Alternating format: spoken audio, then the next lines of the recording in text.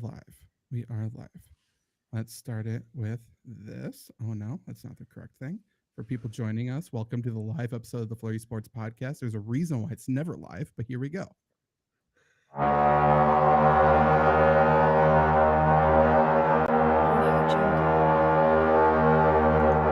The war hordes are blasting. We talked about podcast wars, Jake, and it took them a while to fire back. But the I Don't Think So podcast, our sisters, have declared war. They have finally showed up to the battle. They have wiped the sleep out of their eyes, kind of meandered onto the scene with a bunch of terrible points to start a war with us, Jake. Did you hear what the I Don't Think So podcast had to say about us? The queen is dead, but we are live online listening to us. Thank you so much. Yeah, thanks for the good start. I did listen, Zach. We started the I Don't Think So podcast for them. Literally months of, I want to do a podcast, but I don't know what to do it about. I'm so many energies, but no creativity. And then we give them the idea. We did the first episode for them. And what do we get in return, Zach? What do we get in return?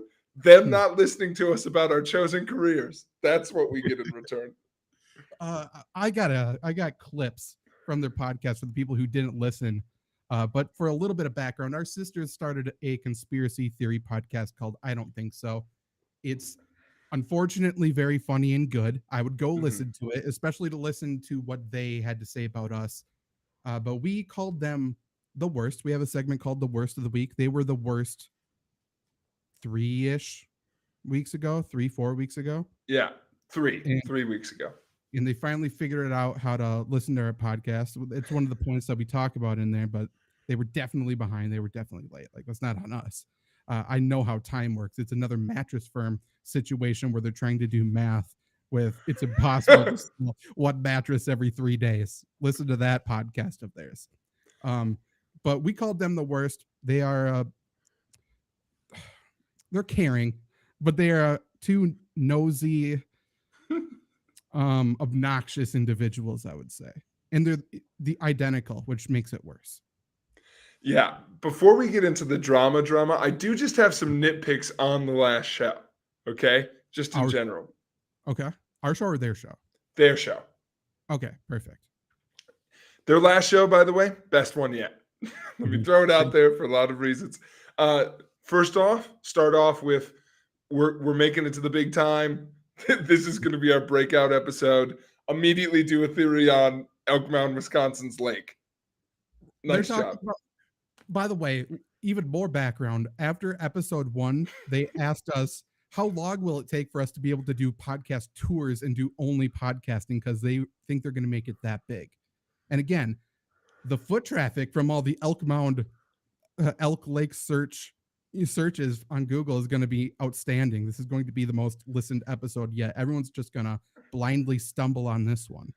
Yes. Couple notes from it I loved. One, Hannah asking Emily, what do you know about Elk Lake? A lake that Emily's grown up around her entire life. And Emily saying nothing. She knows nothing about our neighborhood pond. Awesome. Well, that tells you someone who lived in Elk Mound knows nothing about Elk Lake. How much do you think the strangers are going to know? The listeners? Nothing.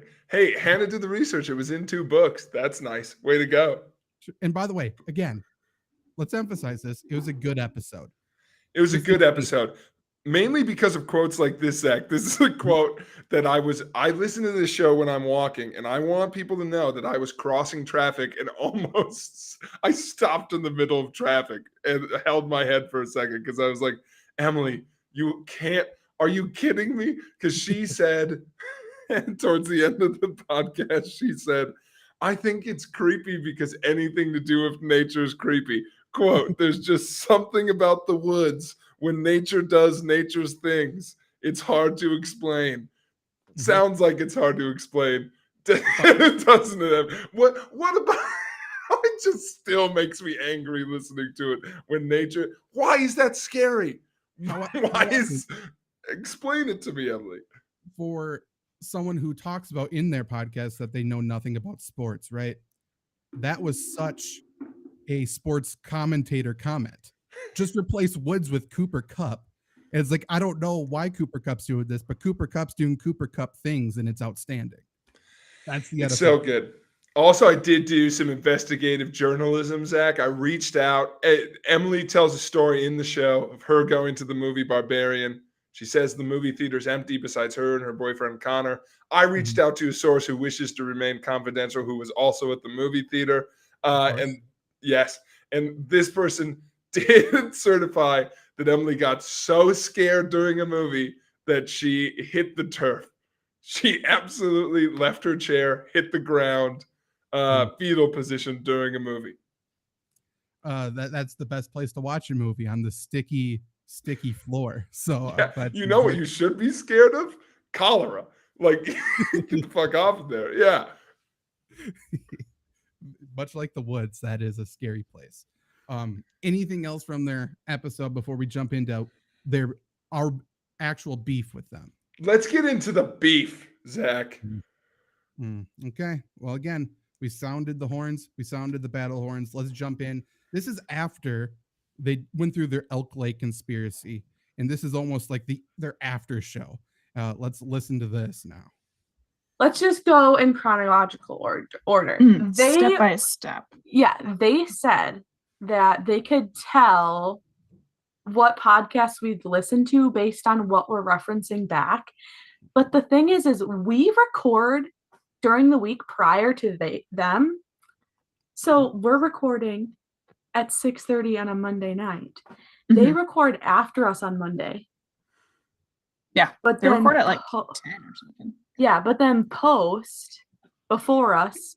So it sounds like we're not listening. But we are. We're just a week behind. Okay, so if we post before you, then you could listen for the next week.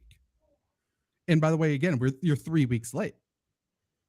So what's your excuse? Zach, we record after them. We do. That's true. You're right. We record after them, but post before them. So their mind's in a pretzel and it takes them a couple of weeks to listen to it. Yeah. And because I know they're going to say it, I know that you can't respond to the episode we record after you. But to your point, why can't you respond to the one that happens the week before? Correct. Corrected again. This was multiple weeks ago. Let's continue. We don't have a chance. It's not fair. It's fair. It's not. We're getting punished for being planners. We're punished. It's not my fault. We're not procrastinators. Right. But I still listened to the last 2 weeks again, and I took some notes. By the way, I hope all of our listeners take notes on our podcast. I think that would be fun, especially this one. Write a report. Let's figure it out. Do what you got to do. First of all, they're talking about how fall is the only season that has flavors, which is just wrong. It's not true. And then said that their validation for winter is that peppermint is not a flavor, it's a refreshment. True. How incorrect is that statement? Mint is a flavor. Peppermint is a flavor. Spearmint is a flavor. You know, you can jazz up mint. It's a flavor. By the way, Jake, put it on the poll. Can you jazz up mint? Is that with possible? Spear? I need a dissertation. Hey, Emily Osmond, what's the difference between spearmint and mint? One pointier? Talk me through it, you know? By the way, that's a very, very good argument you guys had. That was false. First off, everybody knows fall is the only season with flavors. That's true. Well known. We don't even need to defend that point. Let's instead defend the idiotic point thinking that mint is a flavor, which is not true. Again, no. Jake, what is mint? In essence, a vibe. And a refreshment, obviously. A refreshment, yeah. Let's give a little course here, okay? What is this, Jake? That's toothpaste. That is toothpaste. And what does this say? What kind of toothpaste is it? Radiant mint. Okay, so this is Radiant Mint toothpaste. No word of flavor on it. Interesting. Next one. What kind of toothpaste is this? Regular. Right? And that probably tastes like mint, right? Correct. They don't need to say flavored with mint because mint's not a flavor. It's regular. Next one. Again, this one is what kind? Cavity protection. Cool mint. Sorry. It helps stop cavities before it starts, and it's cool mint. Okay, that's great. Again, it's not flavored with mint. It is mint. It's refreshing because it's mint. Next one. What's this one, Jake? If you can see it. Oh boy, I'm leaning in close. 1 second. Do you want me to read it? I can read it. Bubblegum. Bubblegum what? What's the word underneath it? Flavor. Flavor. Oh, this is bubblegum flavor. That's interesting. None of the other toothpaste we've looked at has flavors. That's interesting. Next one. We'll rotate this one so it's easier to read. Can you see what that one says, Jake? Well, what it looks like is dish soap, but it's they need to repackage that.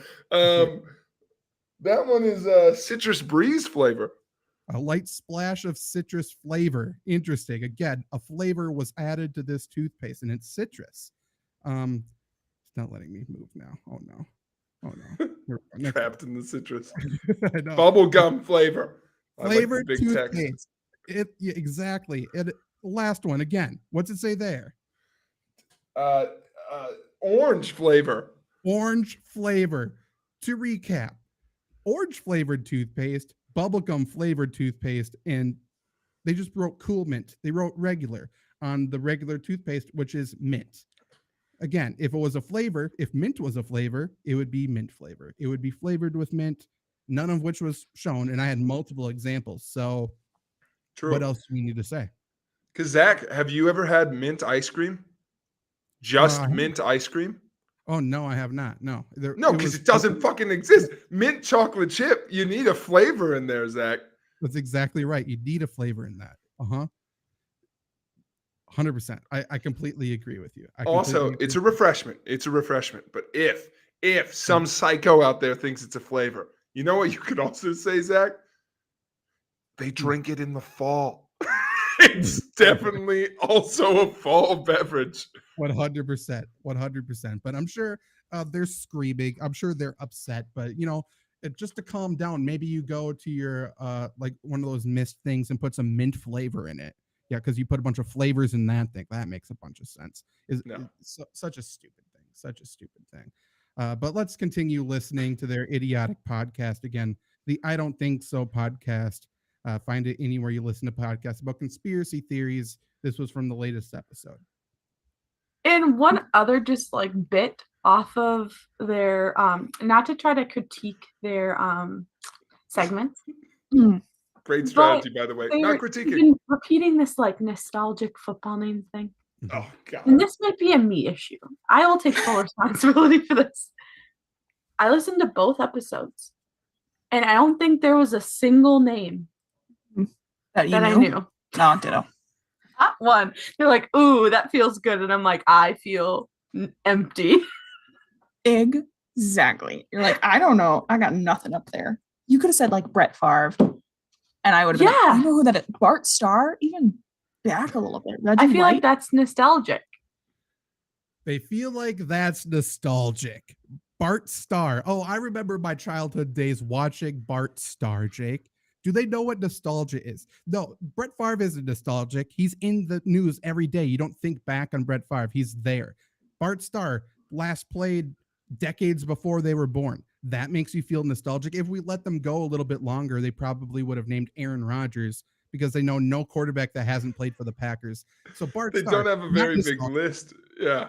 Bart Starr, not nostalgic. Not like Noshawn Moreno, Jake. Noshawn Moreno's nostalgic. What about Devon Bess? Vasante Shenko?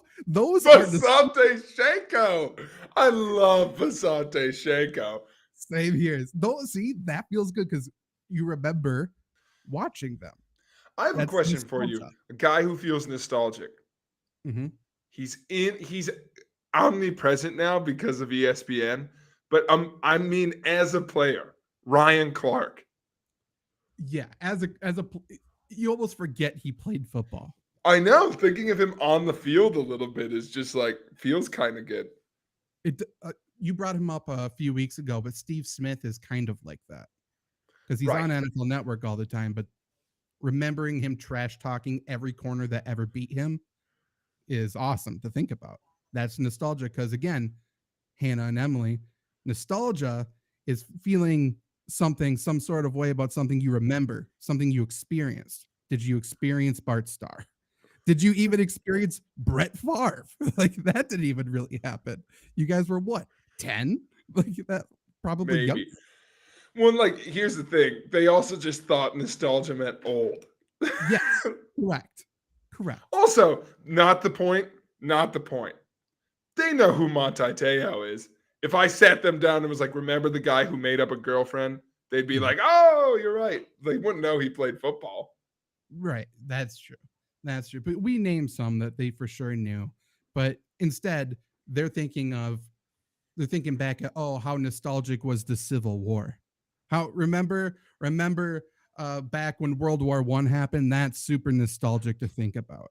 That's also one of the names we said was Jake Long. Emily has his jersey. Yeah, she for sure does. That was her favorite player. No recollection. No. I mean, fair enough, but M's got that Tua Tagovailoa memory right now. Apparently. We'll get to them in a little bit. Let's listen to more of their nonsense. But our real conspiracy today is, they made a comment that Hannah doesn't teach children. By the way, I don't remember making that, but that's very funny. I don't remember that comment. What I think we said was maybe critiquing.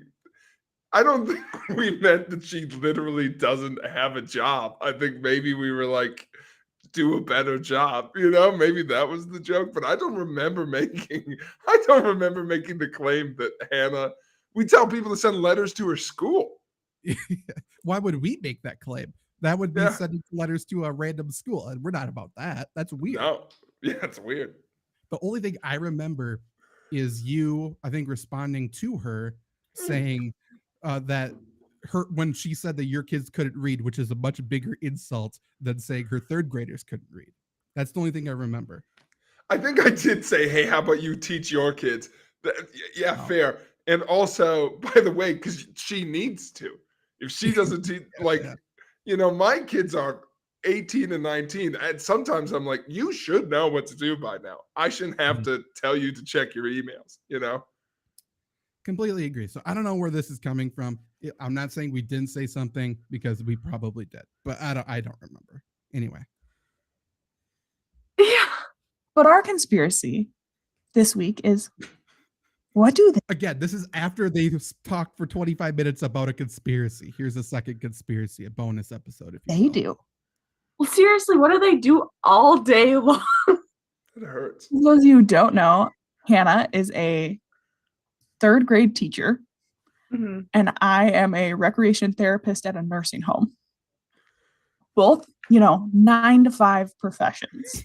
We're in the working world punching our clock. But what do Jake and Zach do? Jake is a glorified babysitter for college students. By the way, Emily, you're a glorified babysitter for old people who shit themselves, right? That's basically what she does. Yeah, by the way, hey, Emily, you have a real job? Show me your office, huh? Show me your office. I have it on good authority. You just have a desk in the middle of a lobby. So who's got a real job now, huh? But she punches those 9 to 5 tickets. Here we go. Genuinely, I was thinking about it, and I'm like, he tells me his schedule, and I'm like, okay, but what are you doing? Like, I know what hours you're scheduled to work. And I know if there's like emergencies, you have to address them. But beyond that, what do you do? That sounds like 2 hours of really intense work. Yeah. What else do you do all day? How many people email you? I lived. That's the claim right there, Jake. How many people email you? I checked after I heard the episode, by the way. I get about 60 emails a day. Perfect. There you go. Here's her take on it, though. On campus for a few years. I don't think I emailed my hall director one time. That's not true. You worked for them. You literally emailed your boss all the time. As soon as she said that, I was like, I'm that's not, I was on some of those emails. That's not true. Even still, it's like, I didn't do it. Case closed. This is it's the mattress firm episode all over again. I haven't bought a mattress in 20 years. Nobody buys mattresses, therefore, then they must be laundering money. Good for them. Good for them. I wish I was as creative as them, but yeah, they're going to get into me in a second, which is also fun. And then Zach, Oh, here we for go. those of you confused, I believe he writes sports articles. True. We literally had this conversation the other day. I'm like, what? He didn't show up to our game night, which leads into them calling us the worst. We are just doing some investigative research. We didn't really talk about it, by the way. And he didn't show up to our game night because he was, quote unquote, quote, working. Doing What are what? you working? You just said I was a sports writer, right? What do you think I was doing? Let's take a guess what I was doing. Oh, I was writing a sports article. A few of them, actually, that were, believe it or not, sports are played all day long. So do the next day. But anyway, you figured it out, but continue. What are you working on? We gotta know. So that's our conspiracy theory. That's their take on me. That's super short. And by the way, this was recorded immediately after them calling me because their podcast stuff wasn't working. And I'm listening to this as I edit and publish their podcast, as part of my job. So what do I do, though? That's good. Here's the thing, though. This is a real thing. Our family is befuddled by your job and mine. Right. Yeah. Well, for sure. I know for sure mine. I guess I don't know about you, but for sure, no one has any idea what I do. Yours probably more so because I get asked about what you do for work sometimes from aunts and uncles, which I love because at this point, just to get them to like kind of nod and go with, I'm like, you write sports articles on different topics for different companies. Who? And I used to tell them like accurate places, and now I'm like, Sports Illustrated, and everyone goes, "Oh, I've heard of them," and then they stop asking me questions, and I'm like, maybe someday, I have a couple things on Sports Illustrated, so I know you did. Yeah, it's not like your go-to, But here's what I get. This is friend of the show, Pete Osman, my father. This is what happens with my job. People kind of know what I do. So It's not like yours where it's like, I think people like, they know what you do, but they don't understand the time it takes. Mine, they're like, he works with college kids, period. So like my dad one time, this was early on. This was when I was still going for my master's degree. But Uncle Ron, the best. But Uncle Ron was like, what does Jake do in Kansas? And my dad said the sentence, he's like a mailman. Kinda, I guess. And I think it was because at the time I was like running the desk. So yes, the mail is part of my job. I do run the mail in my building in the same way that I'm not an emailer, that's it's not my job, but it is part of it. So that's, my father, so I think they're all in that realm. Here's what hurts the most, Zach. They said it there. They said it. Hannah goes, I was just talking to Zach about this the other day. And they both are like, we were just talking to Jake about what he does. Listen to me. That's true. Yeah, that's very true. We just spent time telling you what we do for a living. And you're like, I wish someone would explain to me their job. And it's like, okay, well, that's a little hurtful. But it was great material for them, and they continued on because they get further into what we talked about, what made them the worst. Theory is that they are projecting. Oh no. Also, it is not our fault that information just happens to fall in our laps. Honestly, I feel like it's fate for us to have found out what we did in the order that it happened. It just, we were meant to know. We were meant to know. It's not our fault. So before you go calling us nosy and putting that label on us. Yeah, an unjust label for sure. Inquisitive, if you will. Curious people. Curious people. That's a synonym for nosy. It's not our fault that someone said, hey, I got to watch Zach's dog this weekend. Do you know what he's up to? And we go, oh, no, I didn't know he was going out of town. Where's he headed to? And then someone else goes, which is a logical question, just so you're aware. If someone's like, oh, I'm going out of town, your coworker that you don't even like is going to be like, oh, where are you going? So not nosy, just making conversation. Mm-hmm. And then they said, oh, he's going up to Apple Fest. So you knew where I was going. Of course. Also, you know who the coworker asked? You. You know Right. who they didn't ask? You. That's the whole point, is that they conveniently left out the story that all of their sources were not direct. They were like going in clandestine circles to find out info. It's unbelievable. But here's the order of events if we want to use their words. And first off, it's not their fault information falls into their lap. And then they directly attack me for saying it's a logical question to ask where you're going. Never said it wasn't. That was something you're mad about for I don't know why. You just said that. But so I'm guessing my mom was like, I'm watching Zach's dog. Do you know where he's going? Which also means she doesn't talk to my dad, which is fine, or anybody else. But Can I interject super quick? Sure. Because it wasn't, that part's not, what happened was your mom went, I'm watching Zach's dog next weekend. Okay. Period. There was not she wasn't like, where's he going? She knew. Then Hannah and Emily were like, with who? Yeah. Maybe your mom asked with who. Oh, maybe. But they probably asked where, like they said, is a logical question, which it is. And then my mom gave an answer. You know why? Because it was a secret. I told her it was a secret to nobody. I wasn't sneaking around. It wasn't a secret so protected you revealed it on our podcast without any provoking. Yeah, right. But also, it's like next time I go anywhere, I'll make sure to let you two know. I'll give you all the details about where I'm going, with whom I'm going, because apparently, or maybe I'll just leave another treasure trail here, and then you can figure it out and feel like super geniuses because you're super what was the word they said? Not nosy, inquisitive, I guess, if that's what we're talking about here. You sent fucking Dan to Dallas, you know? Why? Yeah. Who goes to Dallas, Wisconsin? For a car show. Sure. I bet Dan hates car shows. He only went there because you wanted him to. Also, hey, Dan, way to keep a fucking secret, you know? I mean, what's he supposed to do? We got another minute of them here. I don't even remember what else they say, but let's see. By himself? Mm-mm.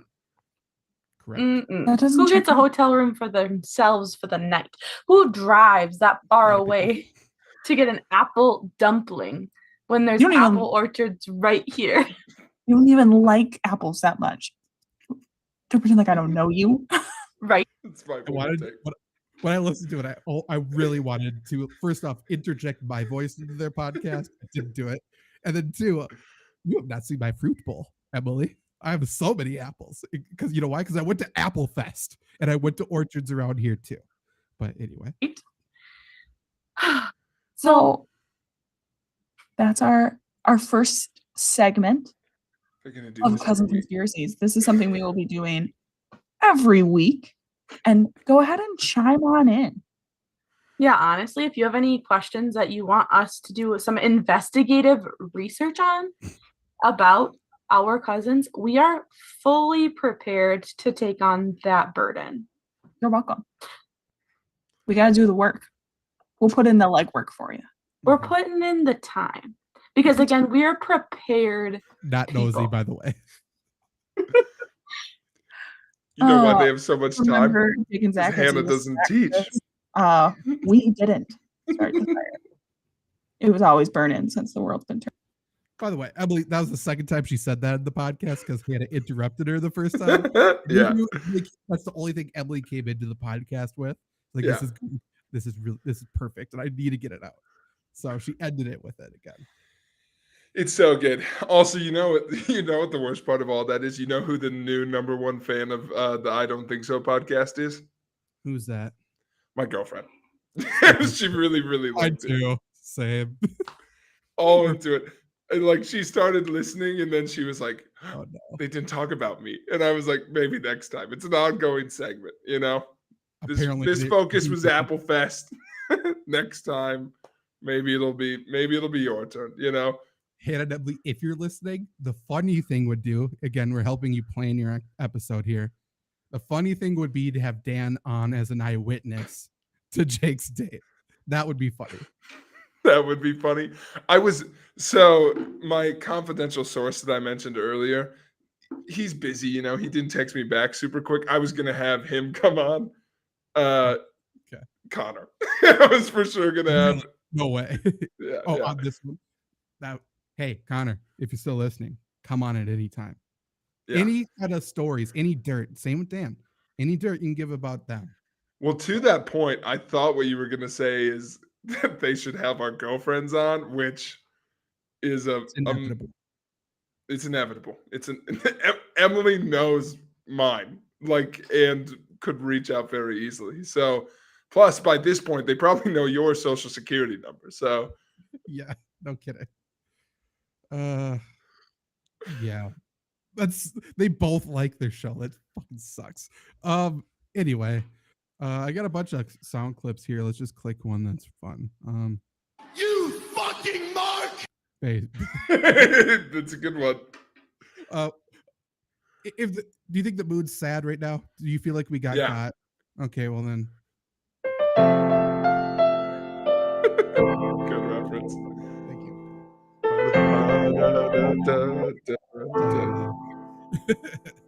Shout out Scrubs. Randy is here, and Luke, if you're still watching as well, hello. Randy, this is the FlurrySports podcast. We usually are not live.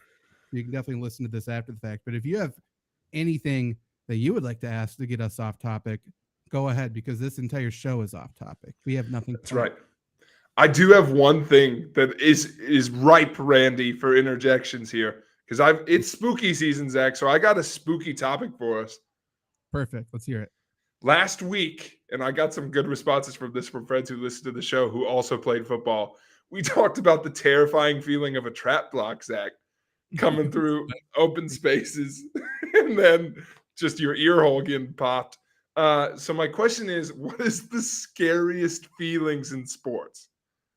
Ooh, that is good. I have a nominee for football, even scarier than the trap block. Really? Okay, let's hear it. You're an offensive lineman, and your quarterback throws a pick. I don't think so. I disagree fully. Oh, really? I don't know. Maybe this was because I was the big slow guy, but as soon as that happened, don't get me wrong, I've got my eye on the cornerback. I'm like, I'm going to light you up. That's awesome. But also every defensive player is like, big guy running. I'm going to light. Everyone wants to Mark Tauser your ass. Everyone's Warren Sapp. They're coming across the beeline, and they know that you are not looking. True. That's in my mind. It's like if they're too far away, I'm gonna do whatever I have to do to look like I'm giving an effort to get after them.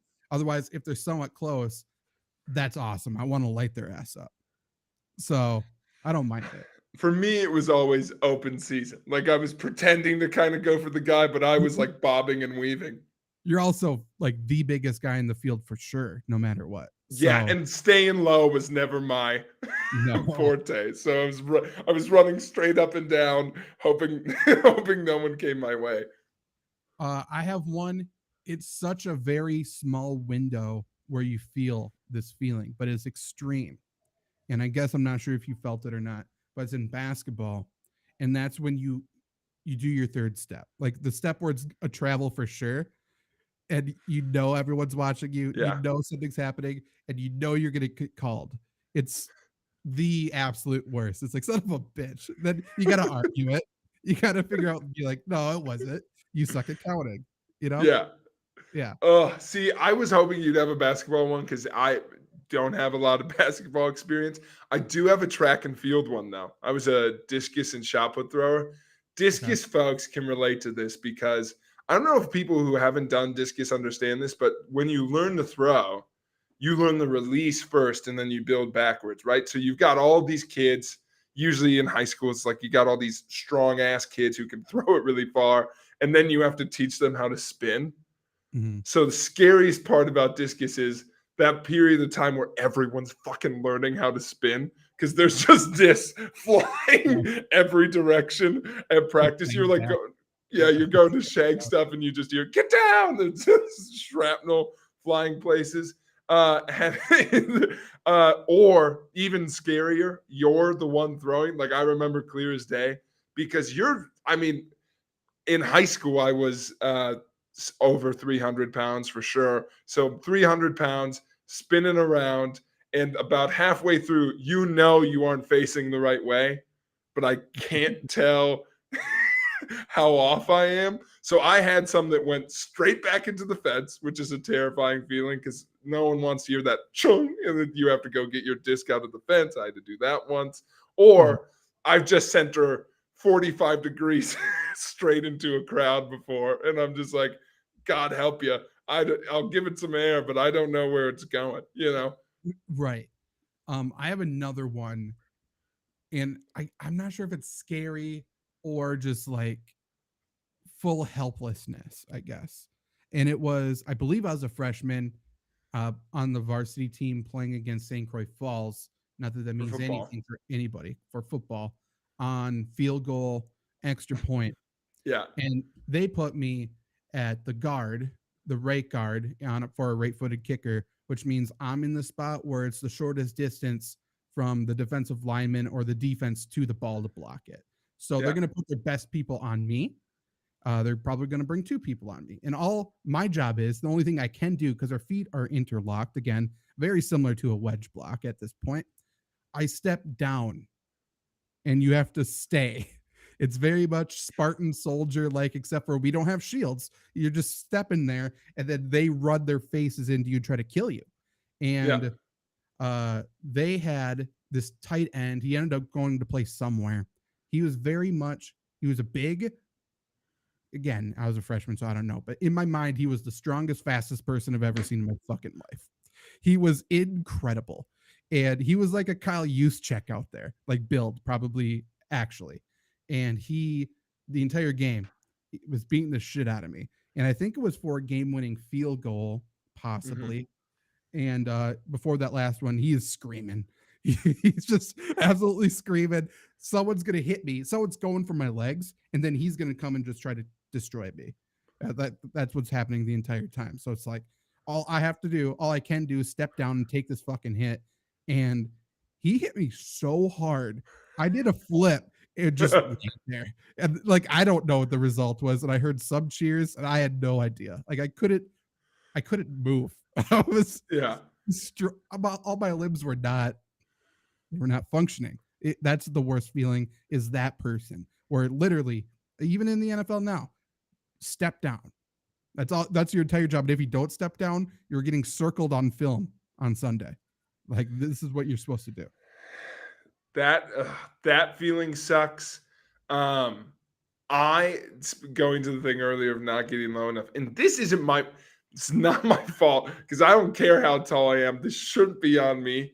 I've had it before where I mean, clear as day in high school, punter sent one right into the back of my head, and that's a terrifying feeling. Get the ball up, but I just one thunk, and I'm like, oh shit, and then I'm like, oh no, that can't be good. Then it's a free for all. But it's just the word. I've had that. I've been on kick block and they hit you in the face, which is a block, so stats, but also like everyone's like cheering and you're like, Jesus Christ, I'm smelling colors. I don't know what's going on. Very true. Randy wants to know, is Chinese food overrated? I don't think so. No. Randy, you've come to the wrong place for that. I'd die for a goon. We are a big crab rangoon show. I'm a goon for goons. I'm a batter boy. Jake is a batter boy. I'm a squeaky boy. By the way, not enough people talking about that. Let us know. Are you batter boys or squeaky boys? Of course, we're talking about cheese curds. What else would we be talking about? Maybe not. Maybe there's other things. Hashtag batter boys. We're hot in the middle and also hollow sometimes. Sometimes. Is there a good sound effect for that? Let's see.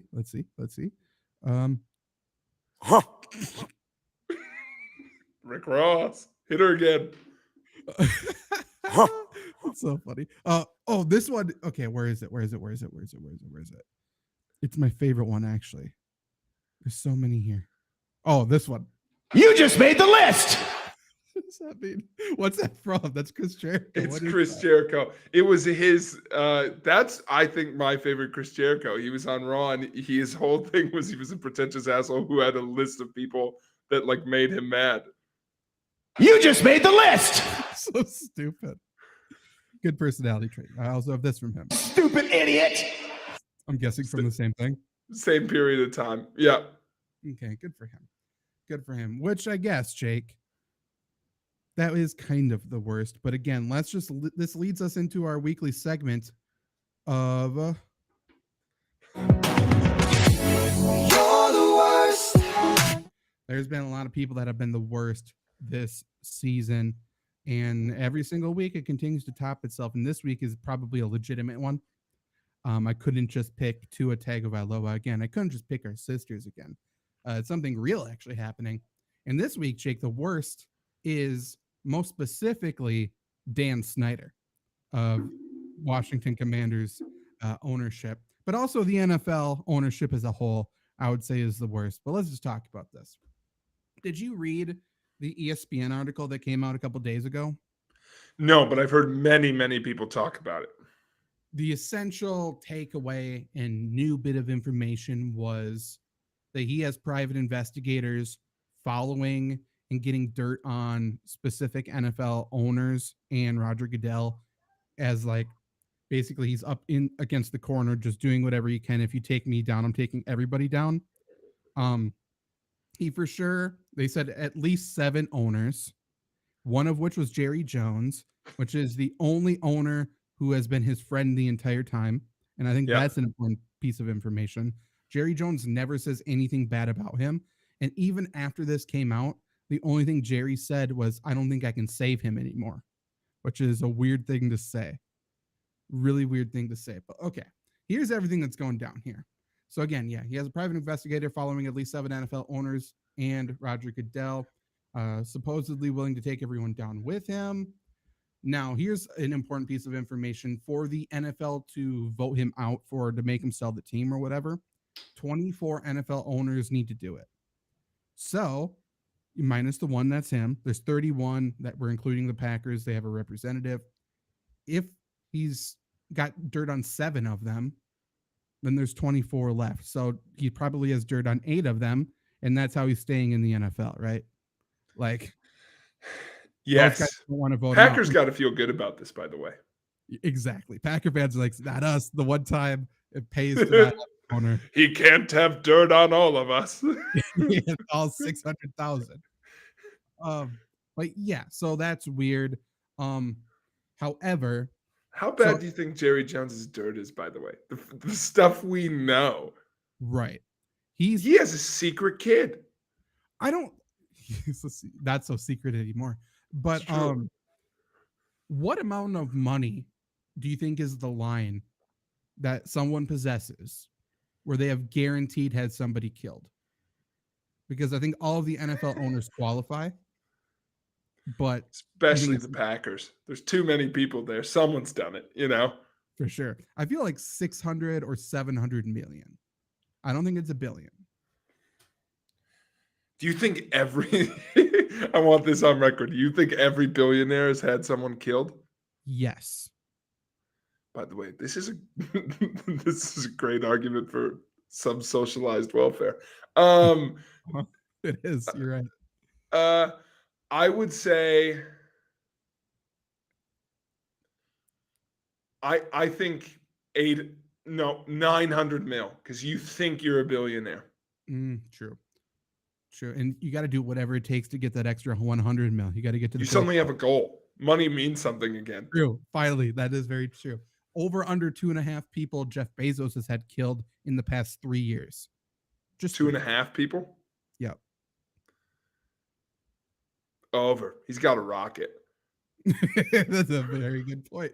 Anyway, so now the big thing is like everyone's assuming Dan Snyder is going to get voted out, but now he has dirt. So it's like, oh my God, are these people really going to keep him around because they don't want to get in trouble?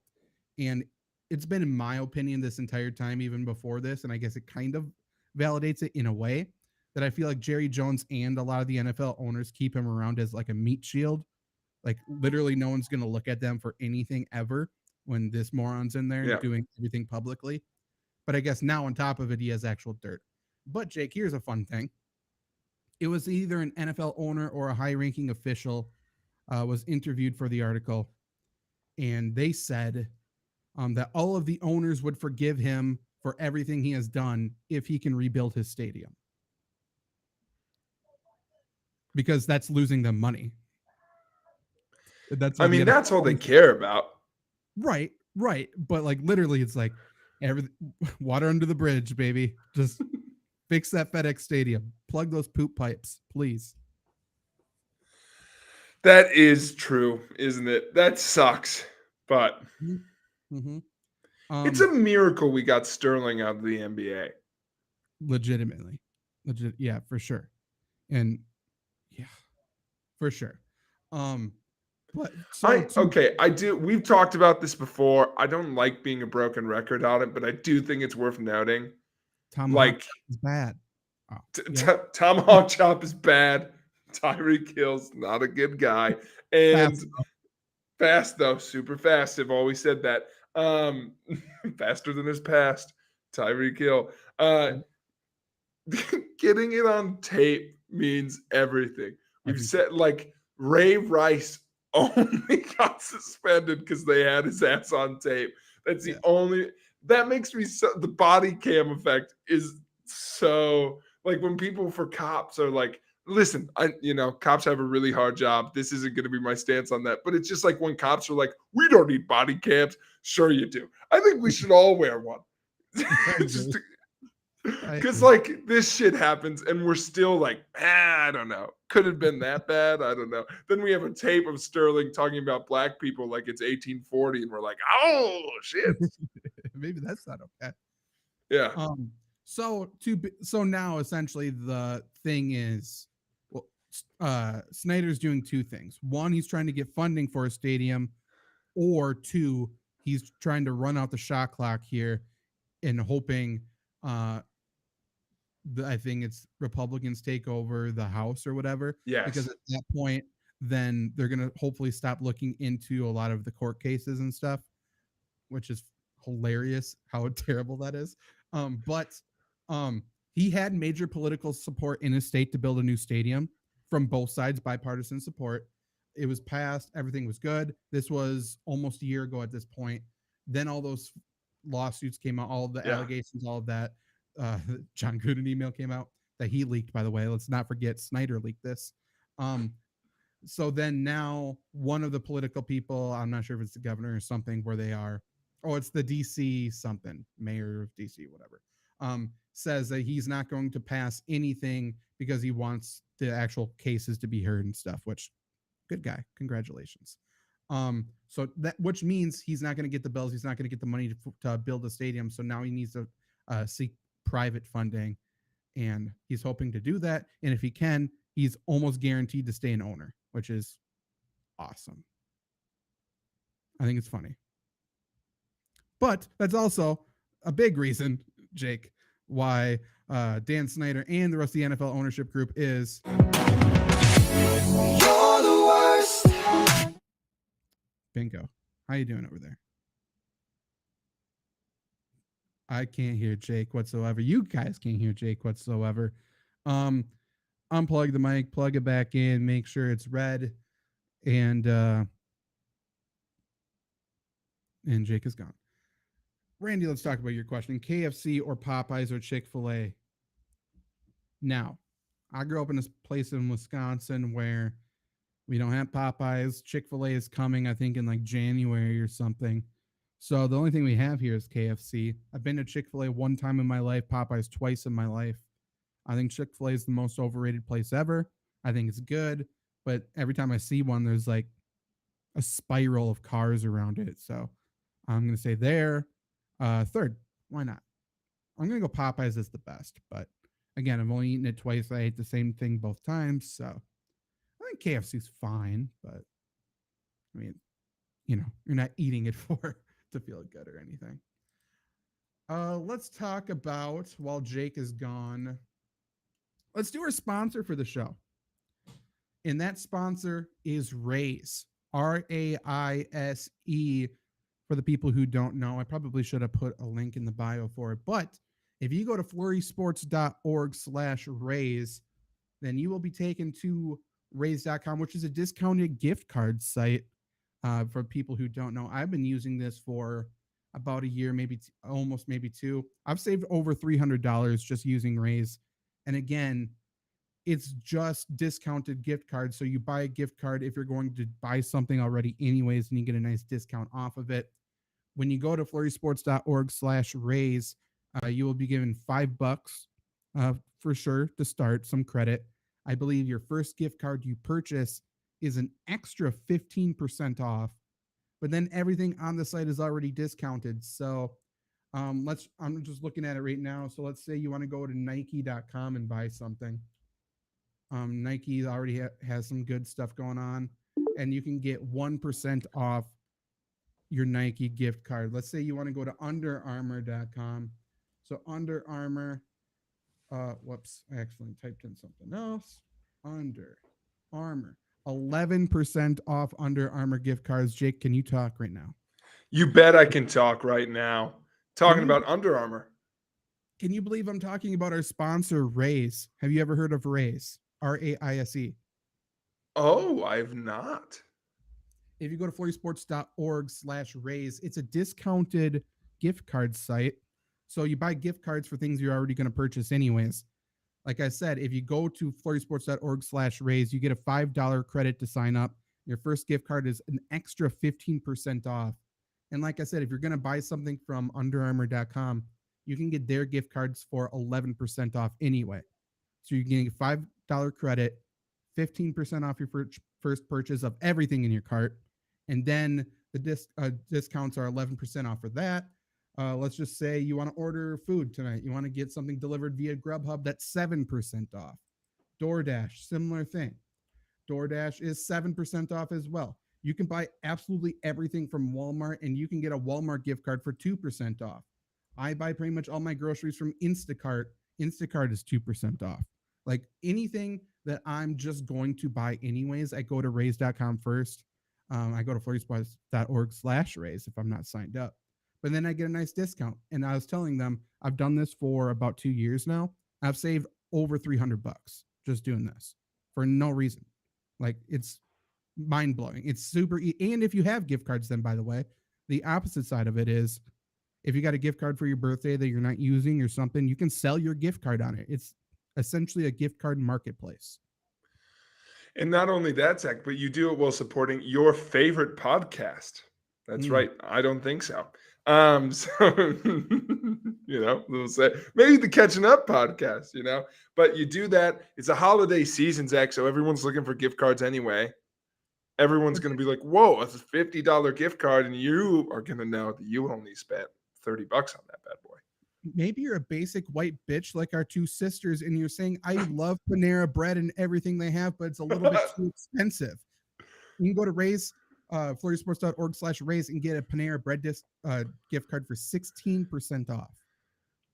Mm-hmm. They have Dunkin' Donuts. They have Starbucks. They have all of this stuff. Jake, name a business that maybe you want to go and get something from. Texas Roadhouse. Texas Roadhouse, I know for sure they have that because I've done that before. Rolls, baby. 8% off. 8% off rolls? Sign me up. They even have Jiffy Lube on here. If you're going to get your oil changed, that's 30% off. That's a no-brainer. They have Speedway in here. You want discounted gas? Like, fucking, it's a no-brainer. Just do it. Just sign up, FlurrySports.org/raise. You get $5 off credit. You get 15% off your first gift card. And then everything there is discounted as well. And it's delivered immediately. Like, if I'm going to order something off Grubhub, legitimately, you order it, 10 to 15 seconds later, your gift card is there. So, no brainer. Go do it. It supports the I Don't Think So podcast by paying their editor who doesn't do any work, apparently. So, that's right. Only you can support the Flurry Sports Civil War by supporting both sides. And someday you'll look back on it and feel nostalgic about it with the actual definition of the word and not what they think nostalgia means. Which is something they heard of from long ago. Yes, exactly. That is right. What else did you have before maybe we jump into a little bit of NBA? Did you have anything else? I had one thing, Zach, because we don't, we're a football pod. We love us some football. I've got a baseball thing that we need to talk about. Okay. I think baseball is unmatched in one category, Zach. Animals on the field. That's fair. We That had a is fair. goose on the loose this week, Zach. I lost my mind. Dodgers game. Dodgers are down. They need a little magic. A blue fucking goose, which I didn't know existed outside of vodka, descends on the field and just perches in shallow right, hisses at an umpire that gets too close. They play ball. They absolutely keep playing baseball with this goose just sitting there. That's insane. Did the Dodgers win then? No, they didn't. Goose curse. The old goose curse. They should have known. Yeah. That is insane. Announcers were losing their mind because of this is what they've been waiting for their whole life, right? Like this, Yes. they were kids in candy stores. This was my favorite. Imagine the absolute pure ecstasy in their voices as they were talking about that one of the pitchers there was having like a scoreless performance, and they went, the last time a pitcher performed 2 scoreless pitching performances for the Padres in the playoffs was who? And the other announcer goes, no, it can't be. And he was like, that's right, Goose Gossage. And they both lost their mind. They were like, of course it is. Fate has decided. They were just like besides themselves with goose puns. It was so good. Any goose egg puns? No, a missed cause there. Baseball. What are you doing? The other baseball thing I actually saw today, highlight, the Phillies were beating the Braves. So then the Phillies fans did the tomahawk chop to taunt them. And that's the only good time to do a tomahawk chop, I think. I thought that was funny. Fight fire racism with racism, Absolutely. Yeah, make them feel uncomfortable. I was They're trying- losing, like, maybe this isn't okay, Yeah. Contact. I think one of my RAs this week made the best argument I've ever heard against it. We were talking about how dumb that chant was, and he said he was talking to one of his friends who loved it, and they were like, listen, I would stop doing the tomahawk chop if there was anything that electric that you could do at a stadium. And my RA countered with, have you ever heard of Seven Nation Army, dumbass? And it's my favorite argument ever. It's like, hey, you know how easy it was? We picked a White Stripe song. That's how easy it was. But go watch the Nationals when they made the World Series 2 years ago and used fucking Baby Shark. Fair. Hand motions and beats. That's all we like. It's not that hard. We don't have to be. Come on. Like it's not that. We're all white. Look around. Take a breath. That is true. Take your headdress off. You're white. I'll accept skull, and even that makes me feel a little weird. It's weird. Just sit down. It's never on beat. No, it never is. It's always accelerating, but at like a little bit different speed each time. You get that many white people trying to do one thing in unison, it's always going to be offbeat. It never works. It's like the electric slide on steroids. Which that, by the way, would be electric in a stadium. No pun intended. Cupid Shuffle? That would be great. That would be the best time to do it. That would be fun. Kansas State does the Wabash Cannonball. That's a effing Johnny Cash song. It's not that hard. But I do love the fans did it back. That's great. Because the Braves were a little bush league this week, Zach, because the Mets got eliminated. You're going to like this. I know you're going to like this, but it is petty. The Mets got eliminated. So in between innings at a Braves game, because they're division rivals, one of the PA guys played Diaz's trumpet song. No, that's the only thing about baseball I liked this year. Yeah. So much so that I traded everything in my fantasy team to get him. That's the only thing I needed. That sucks. And win. No matter what, Diaz. What are we doing? So good.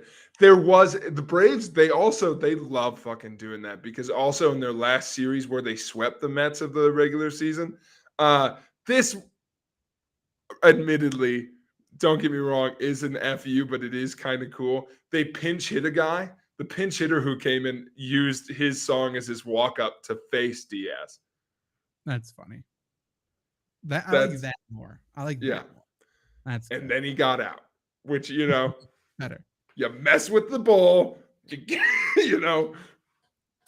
Absolutely. You brought up K-State, and we haven't talked about college football at all, really, on this show this year. We Not haven't too even much. talked about, mostly because I don't know. I feel like Alabama's on a baby face this year. I feel like they're getting a little, I feel like people are starting to want them to lose, and I don't like that. But Jake, for the people who don't know, you were at K-State for a few years, getting your master's. And my question to you is, how do you feel that now that you are at Stout, not only K-State is good at football, but Kansas is good at football? Like, they're relevant. What's going Les on? Miles recruits came through, baby. They finally kicked in what they've been saying for years. I feel a little weird. I'm looking forward to that football game very much, KU K-State, because we've talked about this on the show, I think. Weirdest rivalry in sports, college, otherwise, because it's one-sided on both sides, because those two schools loathe each other, but just kick the absolute shit out of each other in one sport. Right. Kansas State circles the football schedule and KU circles the basketball schedule, but they both, KU cares way more about the football game, because if they lose, who cares? You suck at football. This year they'll be all over it. It'll be a huge game. But K-State is nervous the week of the KU football game because you gain nothing. You either kick their teeth in or you lose to the Jayhawks. And the same thing, people forget this. I was there when the dude hit somebody with a chair in a basketball game. That's electric, by the way. That's awesome. That's a great. And you know what that came from? K-State losing by 12 points. That was a game that was not a close affair. It was just K-State being somewhat close to winning. And mayhem broke loose. Got to put them in their place. You're not supposed to be good at basketball. Get down. Yeah. Just beat the shit out. I made myself sad today because I was like, K-State's good this year. I was like, oh, but they have one loss. Who was it? Oklahoma? No, they beat Oklahoma. Mountaineers? Nope, they beat West Virginia. They haven't played KU yet. Fucking Tulane. They lost to Tulane. You can't lose to Tulane on your year of years. That sucks. Fucking Tulane's always rooting the party. Damn Tulane. If it's gonna be anyone, make it Tulsa. Love me some Golden Hurricanes. I confuse the two. I don't know which one's which. I guess somewhat related. Did you hear what John Calipari said? No. Basically, he wanted some sort of funding for his basketball team. Kentucky's good at football this year. And he's like, basically was like, who gives a fuck? Kentucky's a basketball school. And he's like talking shit about them. And then obviously people got super pissed off. And then Bill Self was on College Game Day with McAfee on the mic last weekend. And Bill Self took some not so subtle shots at him. Basically like, Kansas is a basketball school, but we're also a football school. And then obviously massive pop because they're in Kansas. And yeah, so now he's burying them. But John Calipari turns out maybe not a great guy. Maybe not a great guy. Is college basketball the biggest collection of douchebags in sports for coaches? For sure, right? Horrible people. Yes. College football is close, but you've got there's some Jim Leonards in there. College football is probably the same. The difference is one, there's 5 times as many coaches on the sideline, so it's less of a spotlight. And two, in basketball, like the coaches are on the floor, like cameras are on them the entire time too. So like who these people are. That's a good point. Like I don't know. This is a microcosm, but it's like in football, like don't get me wrong, like Wisconsin football at one point, like I guess our scummiest coach would probably be Alvarez, who was a mobster, but like wasn't a bad dude, just like cut some corners, and kind of did whatever he needed to build up the program. But in basketball, our like beloved guy, it was a scumbag. Bo Ryan is a total scumbag. And everyone was like, Wisconsin, the lovable baby faces of college basketball. And it's like, you need to read an article about my boy Bo. And everybody turned a blind eye because we love Bo. Bo knows. Bo can lead us to the promised land at any point. By the way, seats open, Bo. You can come back any point. Water's fine. Anytime. And it was the seat you left open. You can take it back. Musical chairs. Right. But no, I do have something to watch in college football, which, I learned this today. One of my staff members on the side is a photographer. So he does like professional photography for athletes. He actually has 2 folks that he works for who play for the University of Syracuse right now. So I've been watching them. One of their leading wide receiver and then their middle linebacker. And they, Zach, I kind of want us to circle a little bit because we're going to say this and they're going to get beat on Saturday. I want them to beat NC State because then we've got an undefeated matchup against Clemson coming up in a week. Ooh. Orange v. Orange. There can only be one. It's a very unsatisfying watch. And Dabo thinks he's the babyface. Regardless, yeah, for sure. I just don't like Syracuse winning. Take Boeheim out of it. Out of it. I like Boeheim. Syracuse isn't a football school. In the great words of John Calipari, they're a basketball school. Like, they're not supposed to be good. Fuck it. Run your 2-3 zone. That's all I want to see you do. That's it. I don't need to see you win football games. Here's what I like about it, though. I just need someone to beat. Clemson doesn't do a goddamn thing. They make me so mad. He's the worst. He's the absolute him sprinting down that hill every week. I don't even watch his games, but I can feel when he does it. Get this feeling in my knee like when a storm rolls in. Dabo's here. He lets everybody know. Everyone's on notice when Dabo comes to town. Yeah, I do. I'm a little out on college football this year because, as we talked about, I just need the playoffs to get bigger. RN. Because I was thinking about, I'm still not over a year ago when Oregon beat Ohio State and they had no road into the playoffs. I haven't recovered from that moment. And so ever since then, I'm just totally out on this because Syracuse was the one I was doing it with this year. I was like, what do they need to do to make, let's just do that thought experiment for a second, folks, so that you know how screwed up this is at home. What do they need to do to make it to the playoffs? Well, I hate to say it, but the SEC's got 2 seats reserved because there's no way Georgia and Bama both don't make it. Correct. Because they're only going to beat each other. So they're both in. We need the rematch. That's true. That's true because we don't see that every year. So first off, congrats. Claps for the Dogs. Claps for the Tide. Way to go. Hey, Ohio State, you're in. And O-H-I-O. You're in. And then lucky number 4. There's 1 seat open to the dance, Zach. 1 seat open. Osama bin Dabo. Going to blow it up. Because here's the thing. Does the ACC have a championship game? Yeah. Here's what Clemson's got to do. They got to beat Clemson. Or here's what Syracuse has to do. They got to beat Clemson twice. And even then, Michigan's probably going to bloat at that point. USC, trendy team. USC could. I would be fine with USC in because you took the words out of my mouth. You know what's going to happen? Michigan, you only lost to Ohio State. Congrats. You're in. You're in. You lost to the 3rd best team in the country. What are you going to do? Here's what I'm hoping for. This is true chaos. Texas A&M, you only lost to the Bulldogs and the Tide. Come on in. The water's fine. Jimbo.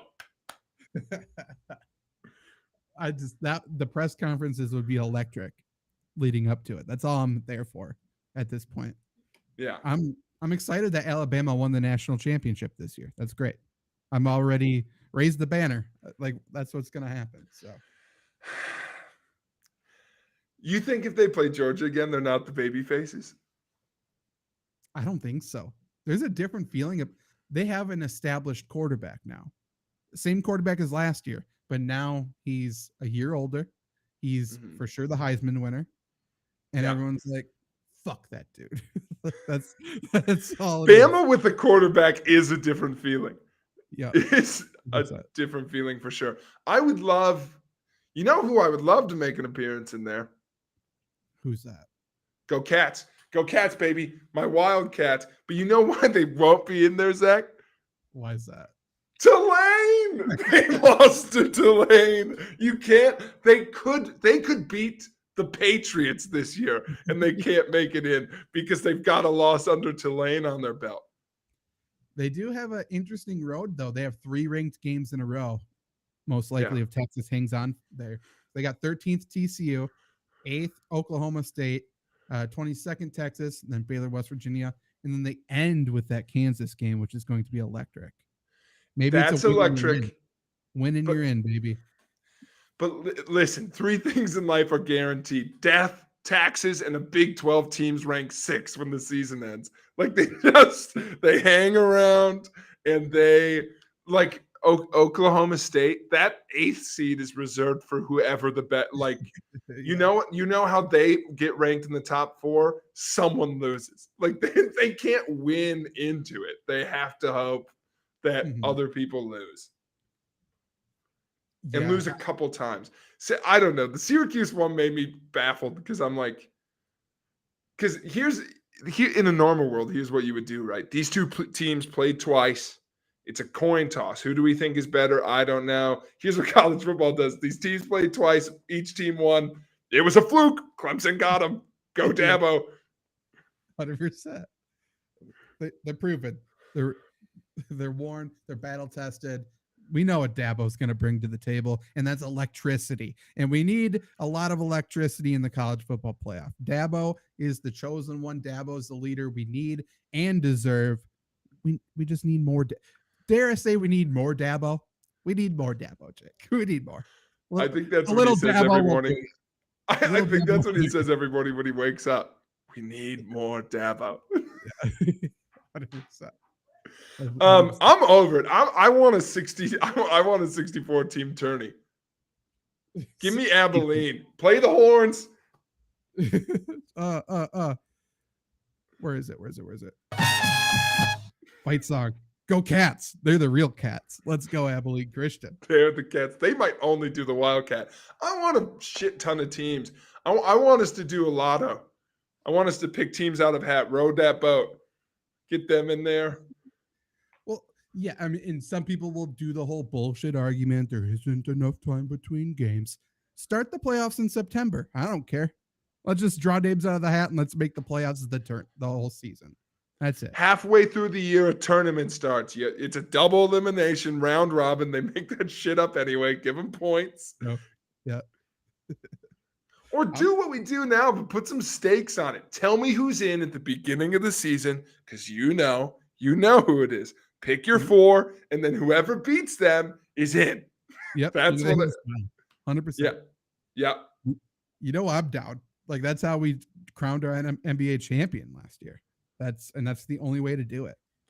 Pick, and then make it soccer rules. You tell me the divisions that matter, and then when the Bearcats go Bears, go Cats, when they win their division, they move up. Next year, you're in the SEC. Congrats, Vanderbilt. Thanks for your GPA. Take a hike. Get out of here, nerds. Fuck Too you. real. See him baseball season.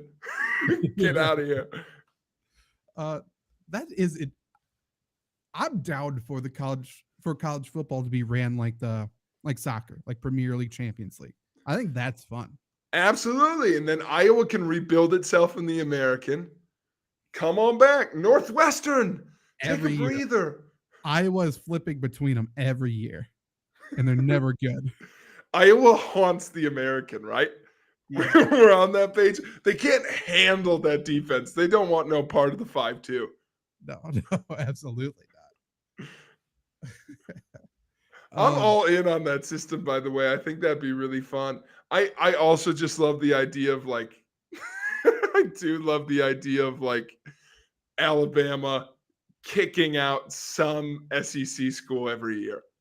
That's so funny. That'd be so funny. Even just like in the Big Ten, just let Ohio State just kick Nebraska out. That's what we all want anyway. And we solve college's biggest problem. Notre Dame doing whatever the fuck they want. Exactly. Pick a conference, assholes. Jesus. Yeah. They're the worst. Notre Dame. They miss Brian Kelly though. How's LSU? I have no idea. Where are they? Mediocre. Not good. Don't say that. Don't. 4-2. Hey, their family's there. Let's go. The Brian Kelly effect is alive and well. Who'd they beat? Nobody. Okay, well, that's fine. I'm going to make that. Before next week, I'm going to sit down and look at college football, and I'm going to make how we would have moved up and down this season. You know, I'm down for it. I love a good spreadsheet. Let's talk about moves, though, Jake, because when this podcast is published, it's going to be Monday. By the way, never acknowledged this. We're live. We're recording this live right now on Friday evening instead of Monday.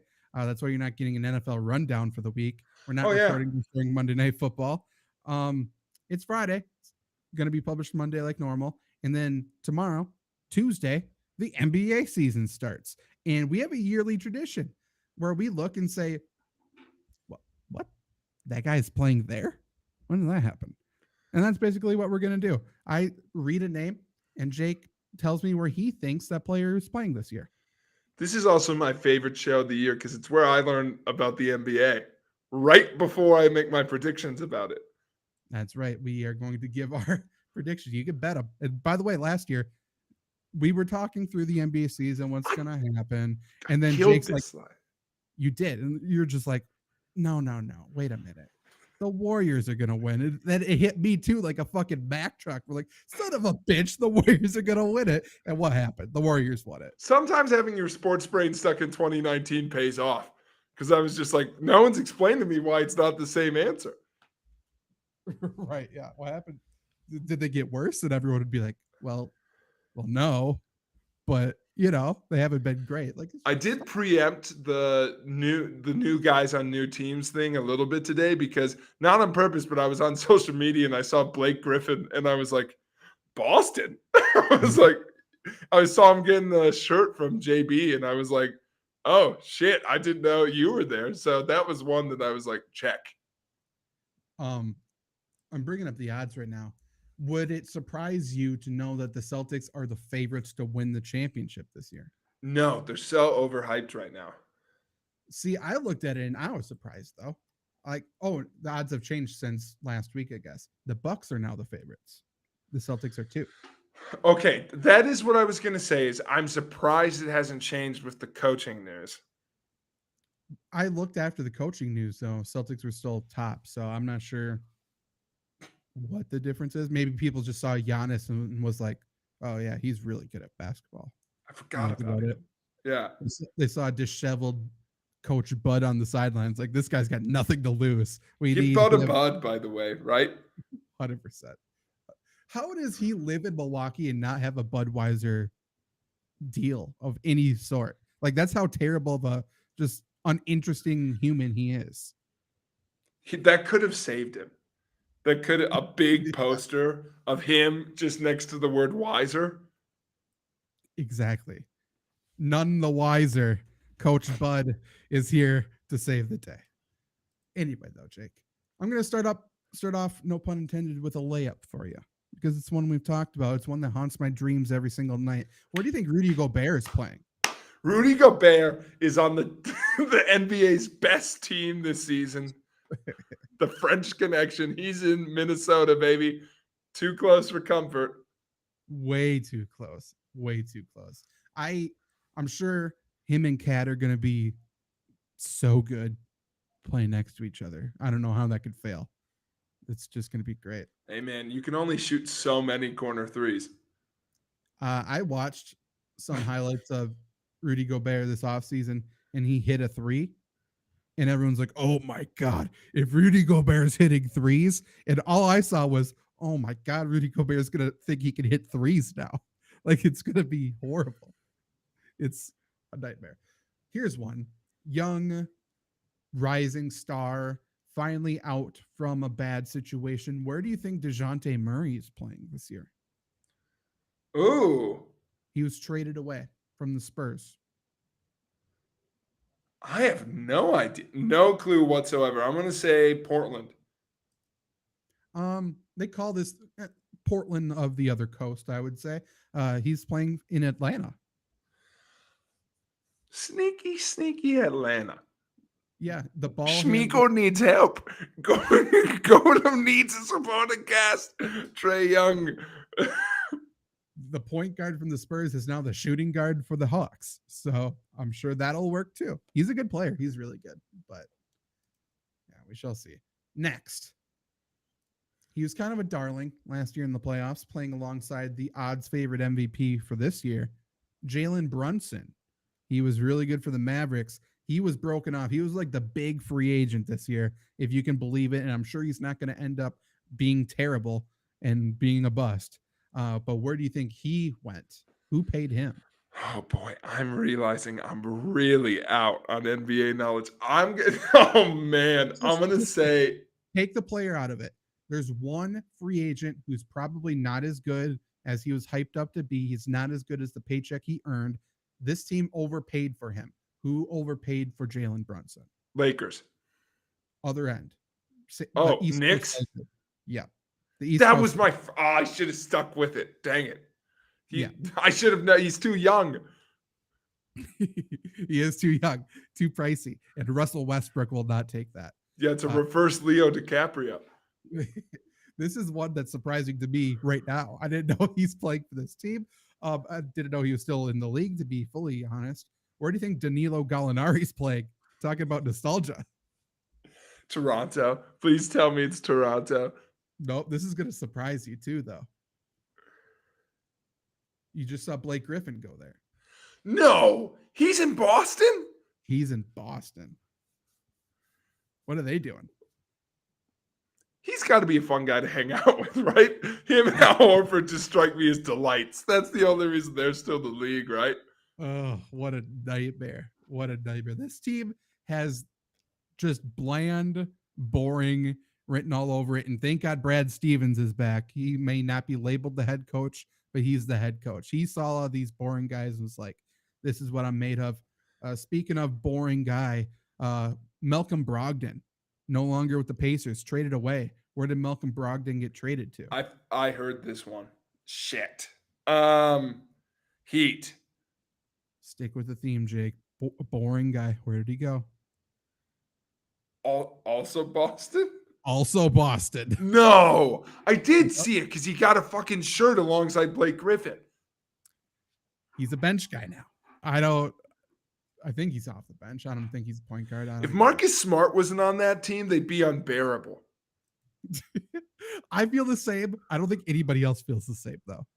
I'm also on board with Marcus Smart. Marcus Smart is the Bill Laimbeer of the 2020s, and no one can tell me any different. Fair enough. I can't wait for him to coach a WNBA team. Neither can he, by the way. I'm going to say this player, but he's like boring and irrelevant, and everything about this move is irrelevant, but he's a good player. So Jeremy Grant, he was with the Pistons last year. I think he got traded there possibly.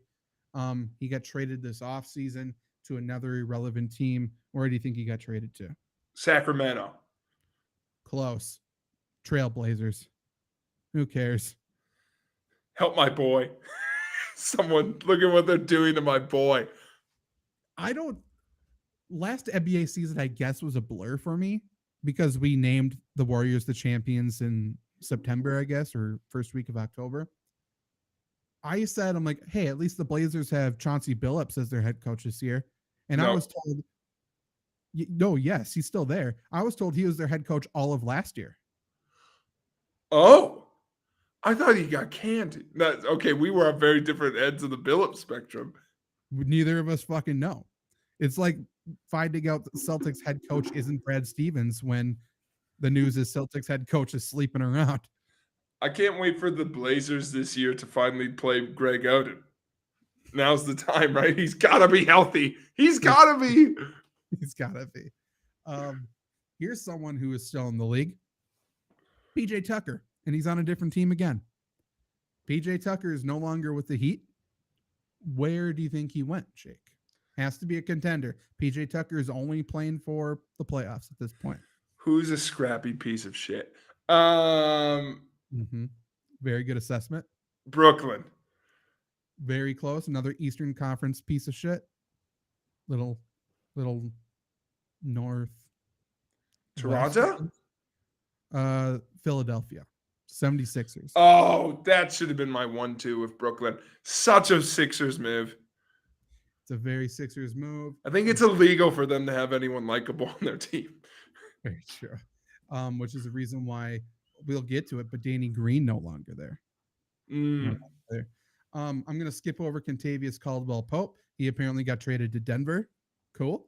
Awesome that he's still in the league. Let's keep Javale Mcgee, also still in the league, Jake. Where did he sign? He was with the Suns last year. War 00. Did he also stay relative? In what do you mean? Competitor? Yep, Suns-like team, I would call them. Okay. Mavs. Bingo. Oh, that's why they're such bitter rivals. That's all I could think last year was two twins slapping the shit out of each other. That's right. That's right. And also, this one surprised me while scrolling this article. I might have to write this up for. My heart's racing. I feel so good. I got one. I know you might get this one, maybe. Andre Drummond, longtime Piston, Still in the league. Wow. still in the league. Went to the Nets last year, I believe, part of a trade. Stayed in the East, joined another fringe, like they're a competitive team, but they're not like the team. You know what I mean? Where did Andre Drummond go? They sent his ass to Miami. No. Indiana. Indiana's bad. No. Chicago. He's a bull. Oh, He's Noah, baby. He should also come back. I miss him. Talked about Danny Green. Danny Green, defensive guy. All he does is win championships and compete for championships. So, he looked at the 76ers and was like, hey, you're for sure never going to win one. Like, we know that's the case. Trade me to an up-and-comer, Jake. So where did Danny Green get traded to? up and comers ways. He struck me as like the Golden State move of like, it's a good fringe piece. But I'm gonna go with up and comer, Oklahoma City. Okay, I'm gonna say they were a good team last year, but they were the young team. It's like they are gonna compete for a championship. Memphis, attaboy. And Danny Green's gonna be great there. He's 3-D, baby. Let's go. I love it. bring back Tony Allen. Agreed. Where's he? Grit and grind. Speaking of bring this guy back, TJ Warren. Remember the bubble boy? He was unstoppable down in the bubble. Has played only like Rachel Nichols. Just like Rachel Nichols. He's played only 4 games since the bubble, which was not last year. I think it was the year before that. And he was good then. Like legitimately, TJ Warren might be the best player in the NBA. Who fucking knows? Like maybe he figured it out down in Miami. He is no longer with the Pacers. So where did he go now that he's good? Charlotte. No, think bigger. Oh, bigger. We're competing. Championship. Lakers. Other coast. Knicks. Nets. And everyone's going to be like, oh my God, TJ Warren's so good. And the Nets. That is true. That is what's going to happen. Mm-hmm. Durant has someone to score alongside him. Durant didn't move. I learned that this week. Yeah. I was like, he had to move, right? We made a big deal out of it. Not just that. Kyrie also didn't move. Yeah, I know. No one's talking about that. And I'm like, isn't that a big deal? You hate each other. Or do they? I don't know. Oh, Steve Nash didn't get fired. He's still there. He's still ready. Yeah, the Nets didn't implode. I don't Ben know. Simmons. It's still bad, but he's healthy. He's been playing in the preseason. Everyone, I feel like no one talks in their locker room. Everyone's walking on eggshells. It's just a silent practice. You just hear the squeaks of the floor. You hear the Everyone's clanks high of as all the- hell from being too close to KD. So high. So high. It's not quiet. It's not quiet because you know what it is, right? Kyrie Irving leaning up. Telling everybody what's up. Yeah. Yeah. Kyrie leaning over and going, listen, you're not going to believe this, but I've got these photos. There's no fucking way this thing is round. There's no way. Look at this photograph. It doesn't curve like that. There's not a chance. Kyrie comes to practice every single day talking about the research he did last night. And he's like, you know what? I went down this rabbit hole. Bumblebees are not supposed to be able to fly. And he tells everybody about it. You know, put it on the poll, Zach. How bummed was the Nets locker room when Kyrie Irving came in the room and he said, listen to y'all, I don't want to talk about the earth being flat today. Instead, I want to talk about vaccines. How bummed were they? They were like, finally, we're free. And then it was like, oh no, shut up. Just read a different website, Kyrie. 100%. Stop going to Brett Favre's blog for scientific information. He's fallen for Brett Favre's pyramid scheme. Did you just know? Did you guys know that women's college volleyball is such a lucrative sport? Yeah. Do you know we can use welfare money on whatever we fucking want? It's illegal. They're like, no, it's not, Kyrie. Yes, it is. Otherwise, what? You think Brett's committing a crime? You just gotta say you don't know where it came from, and you're good. Yeah. Here's someone who is still alive, Jake. Someone who still has a pulse, apparently. I haven't seen him on the court, so this is all no, she's very dead. This is all we'll see. I'll see it when I believe it. John Wall in the NBA, released from Houston's handcuffs. Where did he go? I feel good about this one. Okay. Lakers.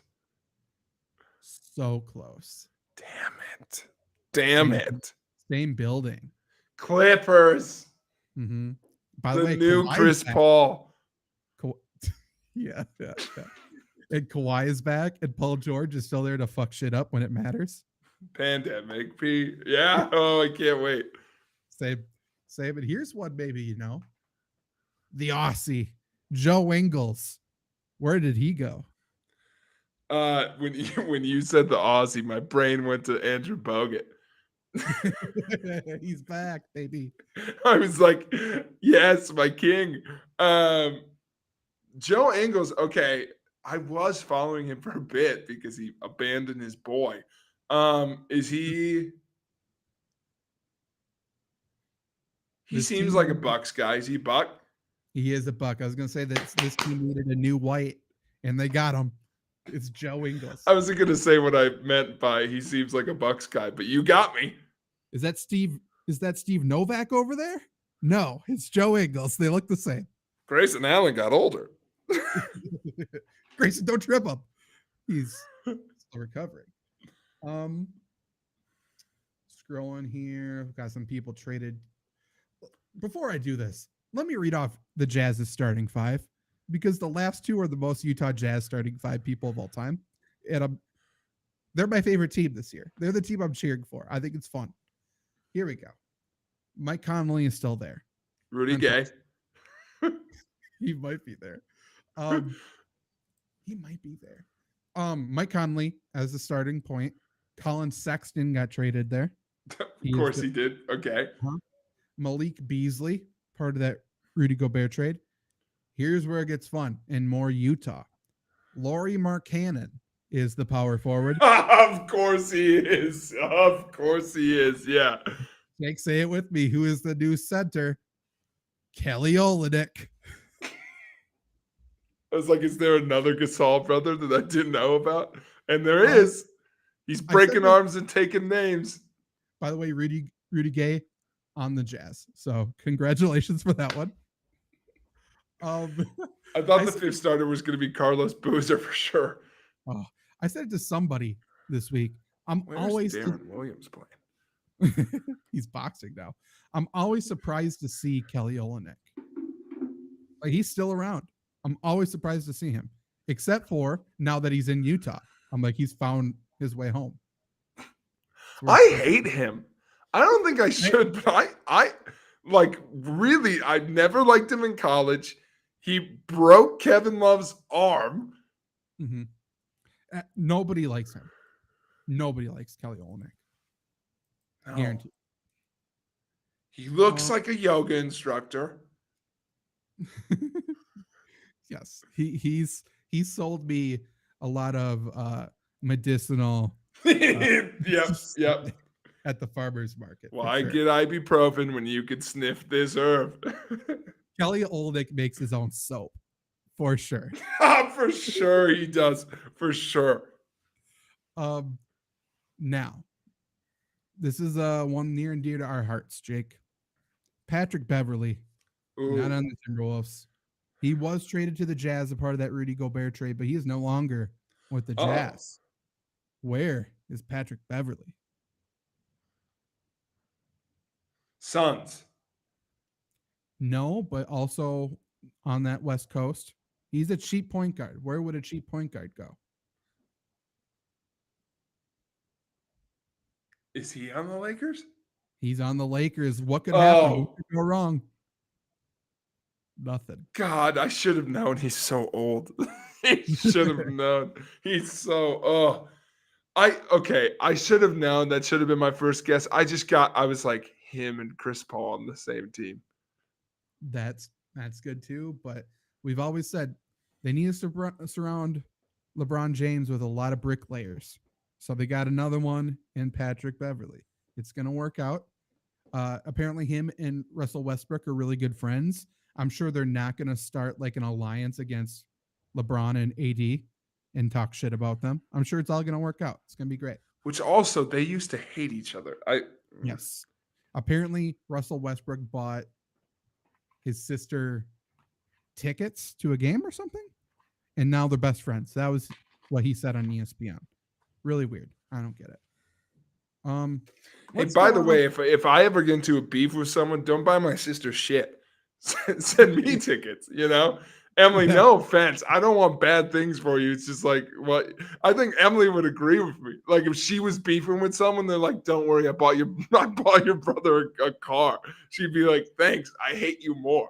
Like, buy me a car, I'm just going to name a few more, and then I have one to go out on in terms of I want you to guess. Boban is no longer with Dallas.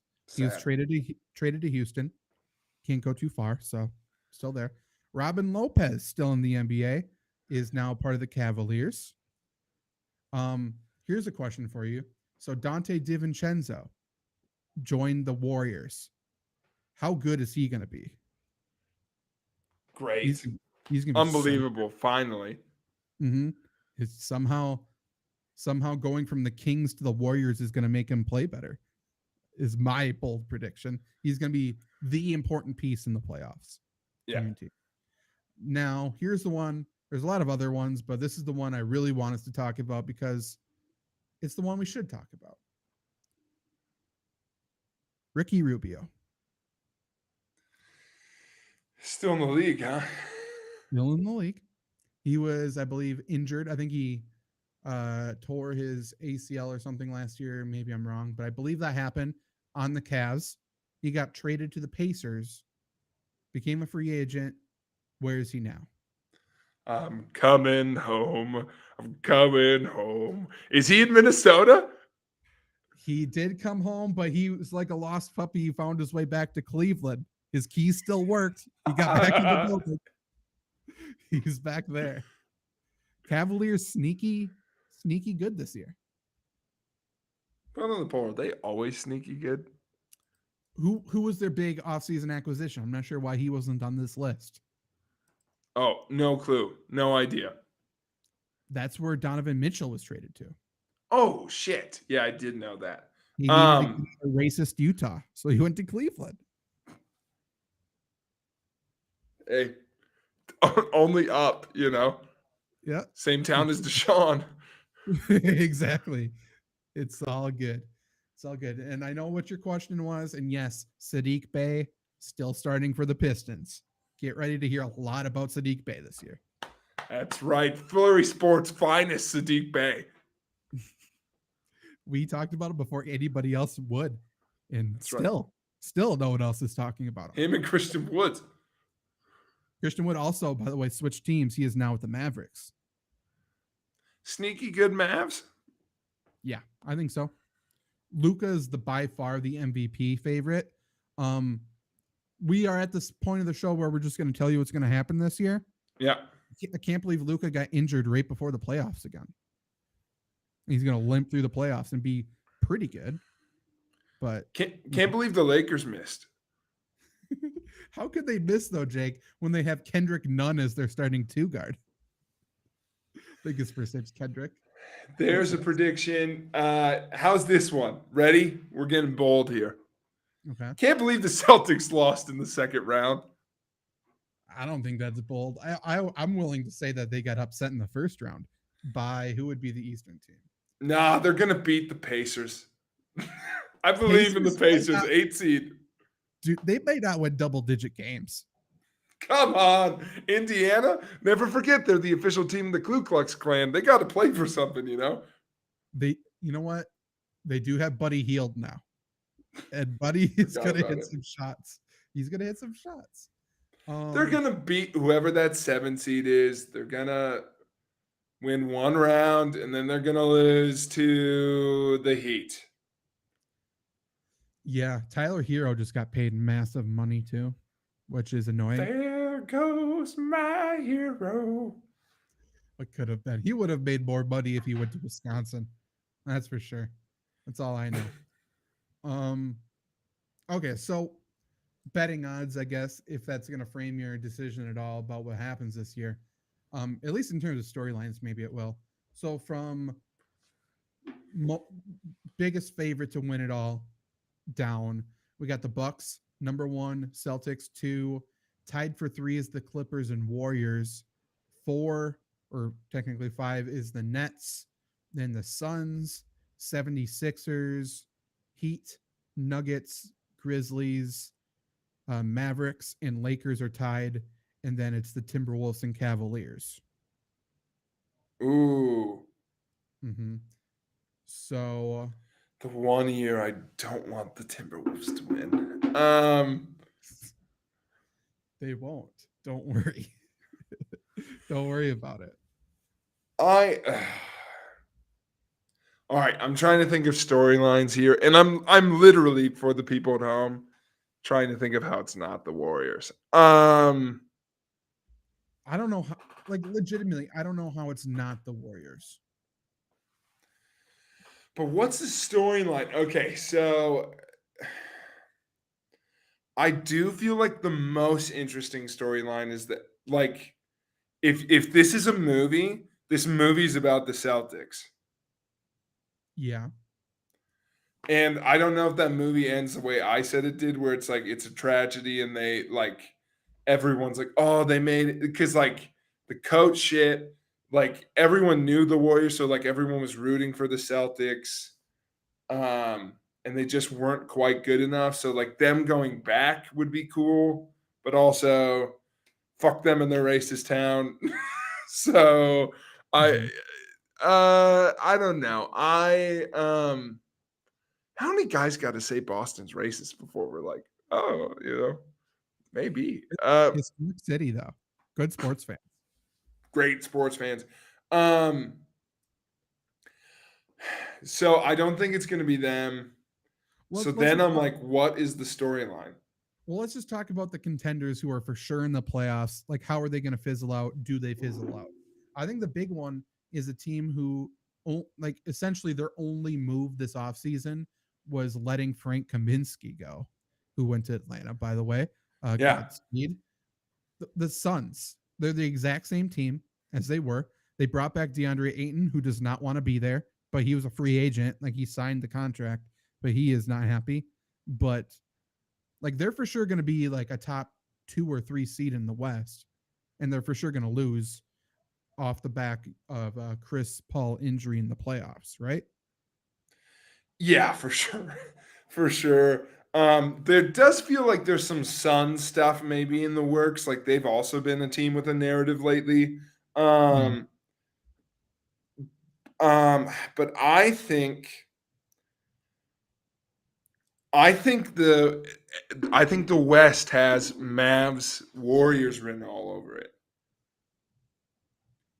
Mavs Warriors. I mean, Warriors. Why I find that interesting is I think the Warriors work best when the story is one guy versus the world. The Mavs were better than they should have been last year. Like, this is their starting 5. It's Luka, and I don't need to say anymore, but I will, I guess. Tim Hardaway Jr., Reggie Bullock, Dorian Finney-Smith, JaVale McGee. That's right. JaVale McGee is starting for Dallas, according to ESPN, and I'm realizing I'm trusting ESPN, which is wrong because Christian Wood is there, and Christian Wood is definitely starting. But still, they don't have anybody other than that. Right. But they're going to be good. Yeah. I mean, so I'm trying to think of what's going to happen in the storyline aspect because I don't want Suns Warriors. That's my least favorite matchup in the West. I think a team that's going to surprise people just because they're not talking about them. I think the Nuggets are going to be good. Like legitimately good. Yes, that's a great pick. I think I'm gonna go in the West for the if it's not the Mavs. I just thought this. I think the 2 matchups for the Warriors, because the Warriors are coming out the West. But I think for storylines, what I want to predict is who is their most interesting, like what's the best storyline journey to the finals?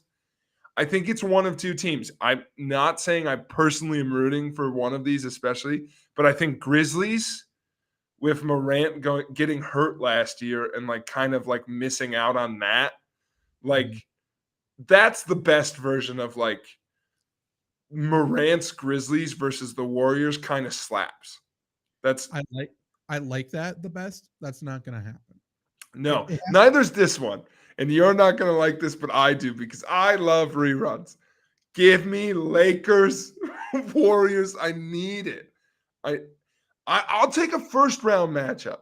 I'll take that 1-8, But listen, I know we're not a LeBron pod. Sorry, LeBron, I know you're watching. But get your chats in. But here's the thing, though. We haven't seen that yet. He's come to the West, and we haven't gone the big Warriors, LeBron, only one of us can make it. And that's mostly his fault. Yeah, he has it. It's not the Warriors haven't done their job. Jake, the Clippers are the second best team. Yeah, but that's terrible, Zach. I don't want good things for John Wall. You don't like John Wall? I'm over it. He's the baby face there. I'm over him. I'm over anyone who goes to Houston's dead to me. He's been held captive. He hasn't seen light for 3 years. Oh no! Now he's on the same team as Terrence Mann. I don't know, dude. I don't know why. You're right. Listen, I'm not the basketball dude. You're right. They're the second best team. I'm just saying storylines, and I think those are more interesting. Clippers, Warriors, Clippers lose is not fun to me. True. The West is weird. I feel like there needs to be a trade for someone into the West or something to create a storyline. But who's a former Warrior other than Durant? But he's not going to get traded to the West this year. JaVale McGee. Fair. One of the young guys from last year, right? Who left? Did Poole still there? Yep, he got punched in the face. Clarkson? He was never there. Great. Help me out, man. There were other, like some of the shooters on that team, I think, left, right? Not really. Not really. Andre Iguodala's still there. Like, people don't leave there.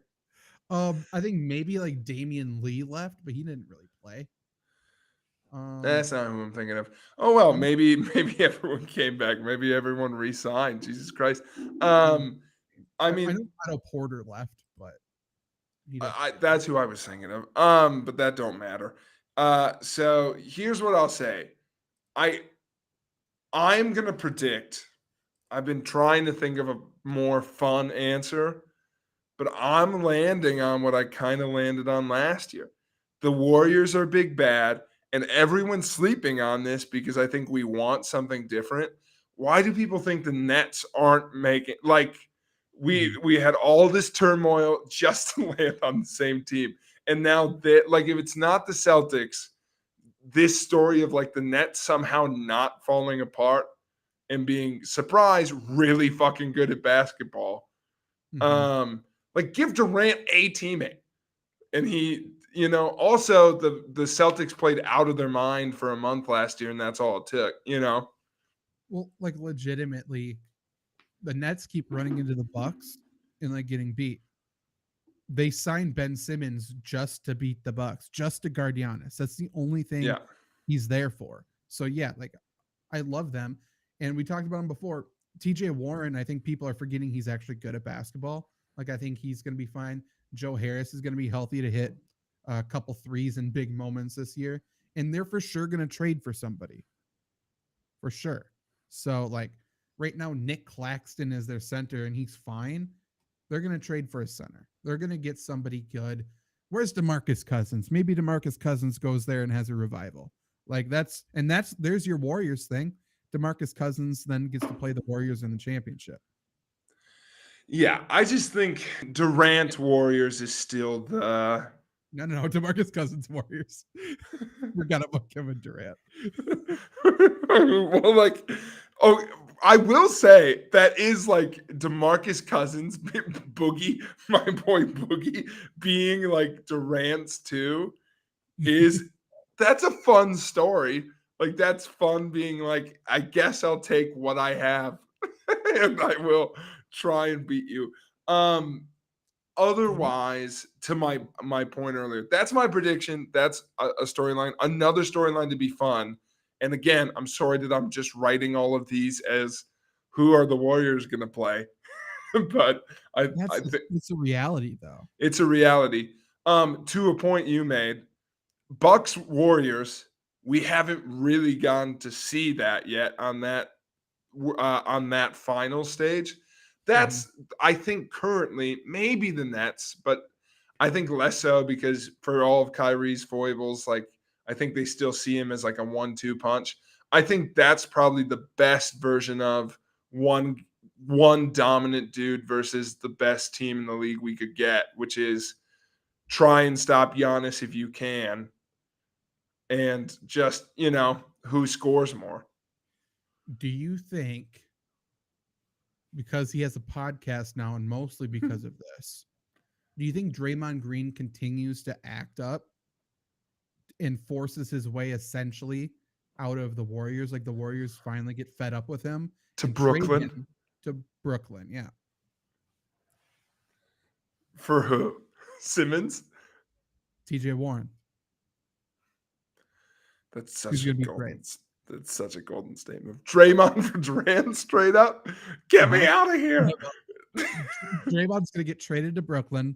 Durant's going to be his first guest on his podcast post-trade. They're going to be best of friends now. And they're going to be, let's go fuck up the Warriors. I mean, that's great. That's really, really good. Let's talk about the East a bit, because the East, as always, is the more fun conference because I have more options of like what could happen. Because I do think there's some interesting stories in the East. I don't know if this is fair because everyone loves the Celtics. I get it. I still land on like, I feel like it's Nets Bucks. but there are other good teams here. I just think that if I had to lean one way, it'd be one of those two. But don't get me wrong, like you said, the Heat could do it for sure. The Like, Heat how could many do it. deep runs do they have to have before we're like, maybe it's them? Like, And the Heat are really small this year, which again could be great, could be terrible. We'll see. Like Jimmy Butler's probably going to be like the 4 more They've- often than not, they've always matched up well against the Bucks. right? And they'll match up pretty well against the Nets probably. I think the Hawks are pretty good. Young. I think DeJounte Murray at 2 is going to be good. I'm just going down the list now. But like, Schmeigel wants a ring. I hate every time I picture fucking Trae Trae Young in Young. my head, you know who I think of? I'm not sure if this is from a movie or what. I have no idea. I picture the short, grossly skinny kid getting down in like the triple threat position, but one of his arms is like through his shorts. It's coming out like his leg hole. He's like, "Eh." And it really bothers me. I hate this dude. He's a weird gremlin guy. Yeah, he's just a weird. I don't know. Like they're pretty good. We haven't mentioned the Sixers. The Sixers are still good. Embiid is one of the best players in the league. Yeah, I'm just going down. So Atlanta's good. Boston's the favorite or second favorite. Brooklyn is contender. Charlotte is still pretty good with Lonzo Ball, Terry Rozier, Gordon Hayward has a new stupid haircut. Plumlee is still their center. Like they're pretty good. Chicago is good. yeah. Oh, not Lonzo Ball, LaMelo Ball. Lonzo Ball's on Chicago. But Chicago's got DeRozan and Vucevic. Cleveland, I think, is like the Grizzlies of this year in that they went from kind of nothing. I think they might have been the 8th seed last year, but I think they're going to be good. I think Cleveland is going to be the young, pretty good team. I want such good things for Donovan Mitchell that would be awesome. I agree. Indiana's terrible. Miami's good. Milwaukee. Do I just not care about the Jazz now? It's a weird feeling. I'm telling you, they're my team this year. Through it all. I'm so excited. There's no team I'm more excited to watch than the Jazz because I don't know what's going to happen. I don't know what's going to look like. Pretty pumped about Cleveland. No. I'm in it for the chaos though, and their coach is going to kill somebody. Yeah. I feel like that's what's attracting me to Brooklyn because I'm like, what is going to happen? How many states can Kyrie play in now? Yeah, what's the number? But yeah, they're good, and I think Washington is dangerous because they got Monty As a Morris. city? Oh, Yeah, Bradley Beal's healthy. He's one of the best players in the league. Will Barton is there now. Kyle Kuzma's the 4, and Porzingis, when he's healthy, he's the 5. They're a sneaky, dangerous team. they're fine. And put on the polls. Porzingis ever been on a team that doesn't scream 5 seed? I think they're an 8 seed, but I think they're good. No one wants to play them. Mm. Fuck that. I'll give them 5. They'll fuck around and get a 5, and then they'll get bounced. I don't know. The Knicks were good 2 years ago. Like Toronto's always messing around. I should mention the Knicks. I guess I just don't respect them. I don't think they're No. gonna make it. And if we're doing storylines, right? Like big storylines, like we've mentioned the teams that are gonna that we didn't talk about the T-Wolves much. They're gonna make the playoffs, I think. I don't know. I'm not confident D'Angelo Russell and Towns can play together, even though they're only there to play together. And Like- have been for years now. But no, because when they first came, Cat was amazing. Russell was out hurt. Then Russell Yeah. came back. Cat got hurt. Russell was amazing. Last year, Russell was fucking horrendous, and Cat was good. Yeah. And when they were playing together, like I don't know what the T-Wolves are. I just know Anthony Edwards is a fucking dog. He is very good. He's I love very, Anthony Edwards.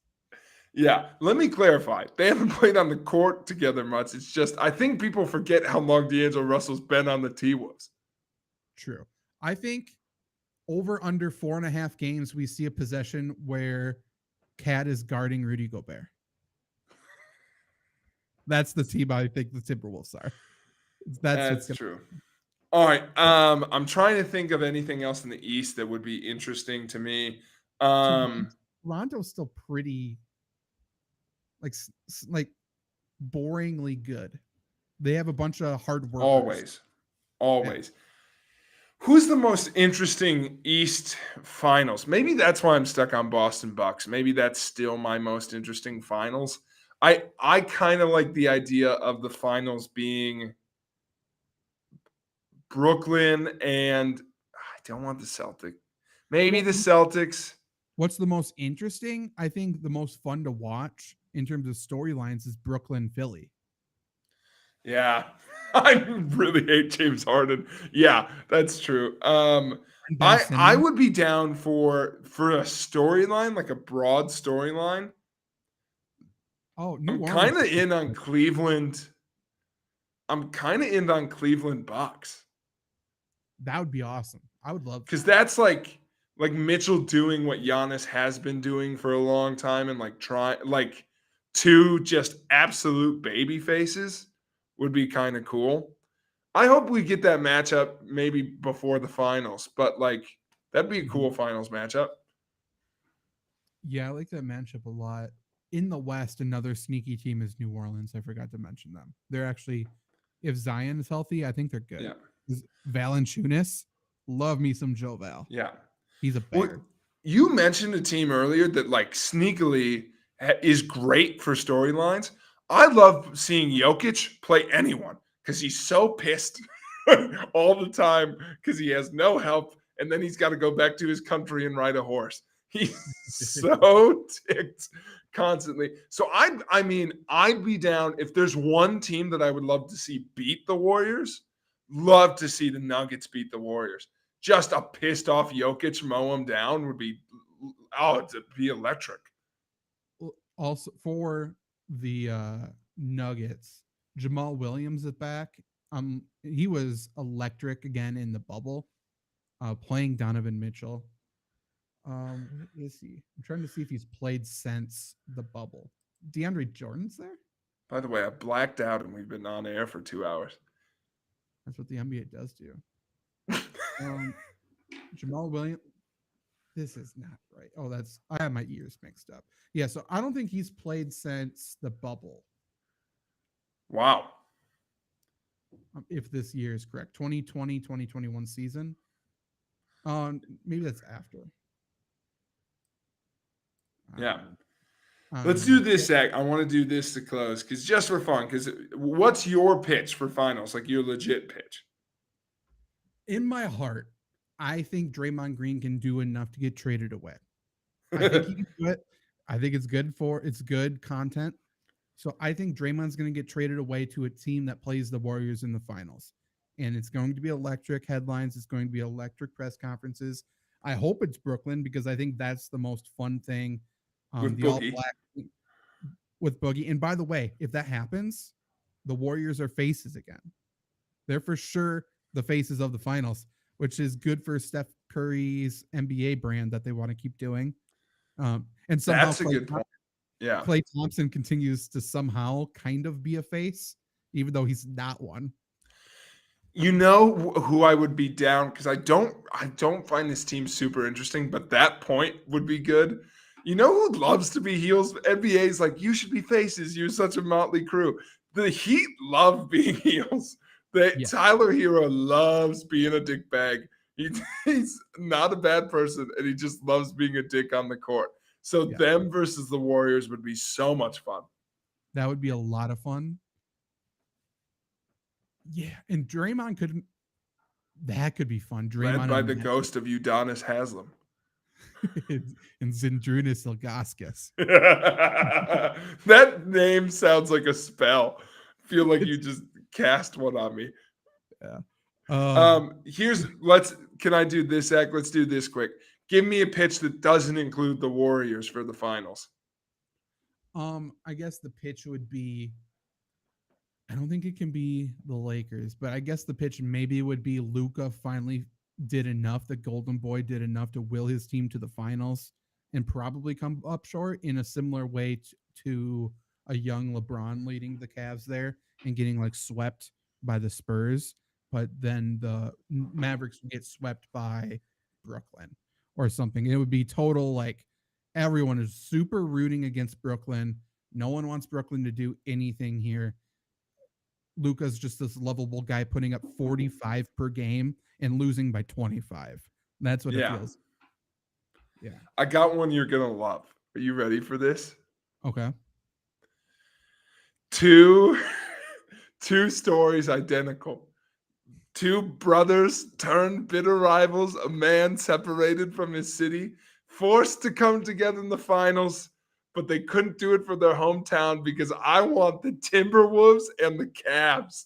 I want Donovan Mitchell and Rudy Gobert on the biggest stage of all. Kevin Love in one corner. Kevin Love still in the league. That's always news to me. Kevin Love in one corner, Minnesota in the other, Ricky Rubio. Kevin Love to Ricky Rubio. That would be incredible. Kevin Love and Ricky Rubio playing Minnesota. It's Donovan Mitchell and Rudy Gobert. How electric is that? So electric. I feel like I have to cheer for the Cavs. A storytelling years in the making that no one's cared about. Yeah. Just all those plot points came together. Everyone watching would be like, "Oh, why is there so much effort put into this?" Like everyone at home would be like, "This is what you've been working on, NBA? This was your home project?" I would be so down for. Let Ricky Rubio be on a good team. Just let him win. He doesn't need to sniff the floor. Just let him win. By the way, I know I like him. Heel Wolves. I mean, if you're going to do that, get Patrick Beverly back. Trade anything. You just traded 5 1s for Rudy Gobert. Yeah. Trade the rest of your picks for Patrick Beverly. We need it. Or Cousins. A heel for hire. I want to see a starting lineup of Cousins, Gobert, and Cat. Don't ask him to run a 40. But I don't know. That'd be kind of an electric finals, right?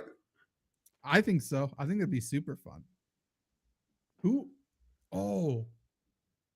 Is Beeline still a head coach at Cleveland? Yeah. Wild. It's writing itself. The story no one knew the NBA was setting up. What if Cleveland gets to play Golden State and he trips Jordan Poole, one of his former players? Yeah. Stabs the dagger. No. We know what we like. Jordan Poole betrays the Warriors. That he punches Draymond on his breakaway layup for the win. He's been saving it all season. The North remembers. Yeah. Well, this was a 2-hour podcast. Again, we're recording this Friday, so no NFL stuff. We're longer without structure. It's just it's a part of life. We didn't bring this up. It's going to be 2 seconds. I need to say this. The Dolphins, Tua, concussed, still out. Teddy Bridgewater, Dolphins say he's not concussed, right? We talked about this last week. Yeah. An independent person said he was showing concussion-like symptoms, so they had to put him in concussion protocol. Everyone expects him to pass for Sunday because he's not concussed. However, so they're doing this as a PR move. Mike McDaniel, head coach, comes out and says, regardless of if Teddy plays or not, he's not starting for us. Why does everybody hate Teddy? So the rookie, Skylar Thompson, is the starter, regardless of if Teddy is active or not on Sunday. Against Minnesota, when Teddy should be on the field. That's the story again, writes itself. What are we doing? Why do we hate Teddy? I don't know, but now I'm starting to hate Teddy. I feel like I'm supposed to, so I am. Who's the rookie's name? Skylar Thompson, rookie from, I think, Washington State. Wait, Skylar Thompson? Yeah. Is he? No, Skylar Thompson. I've had a brewski with Skylar Thompson. No way. What? As soon as you said his name, I was like, not Skylar. Yeah, dude, K-State's finest, Skylar Thompson. Is that where you went to school? You bet. Yeah, Skylar Thompson got tutored by my friend. Is he dumb? What's his No, story? he's a nice dude. He's not a great quarterback, but he's a runner. Yeah. He completed almost 50% of his passes. Skylar Thompson's in the NFL? He lit up the preseason, and Mike McDaniel, his exact quote, I believe, was in Mike McDaniel fashion this offseason was like, he's made it pretty tough on us, hasn't he? Like, he was supposed to get cut, but he was so good in the preseason. I've seen this is like when your like middle school friend like becomes a politician. It's like, I've seen so much of you that I can't like take you like K-State fans were rooting for him to be replaced senior year. Like, he's fine. He's really athletic. He's the best athlete on the team. He just like I watched one game where he ran for 4 touchdowns. And on one of those, he pump faked 20 yards downfield. Like, he's that quarterback.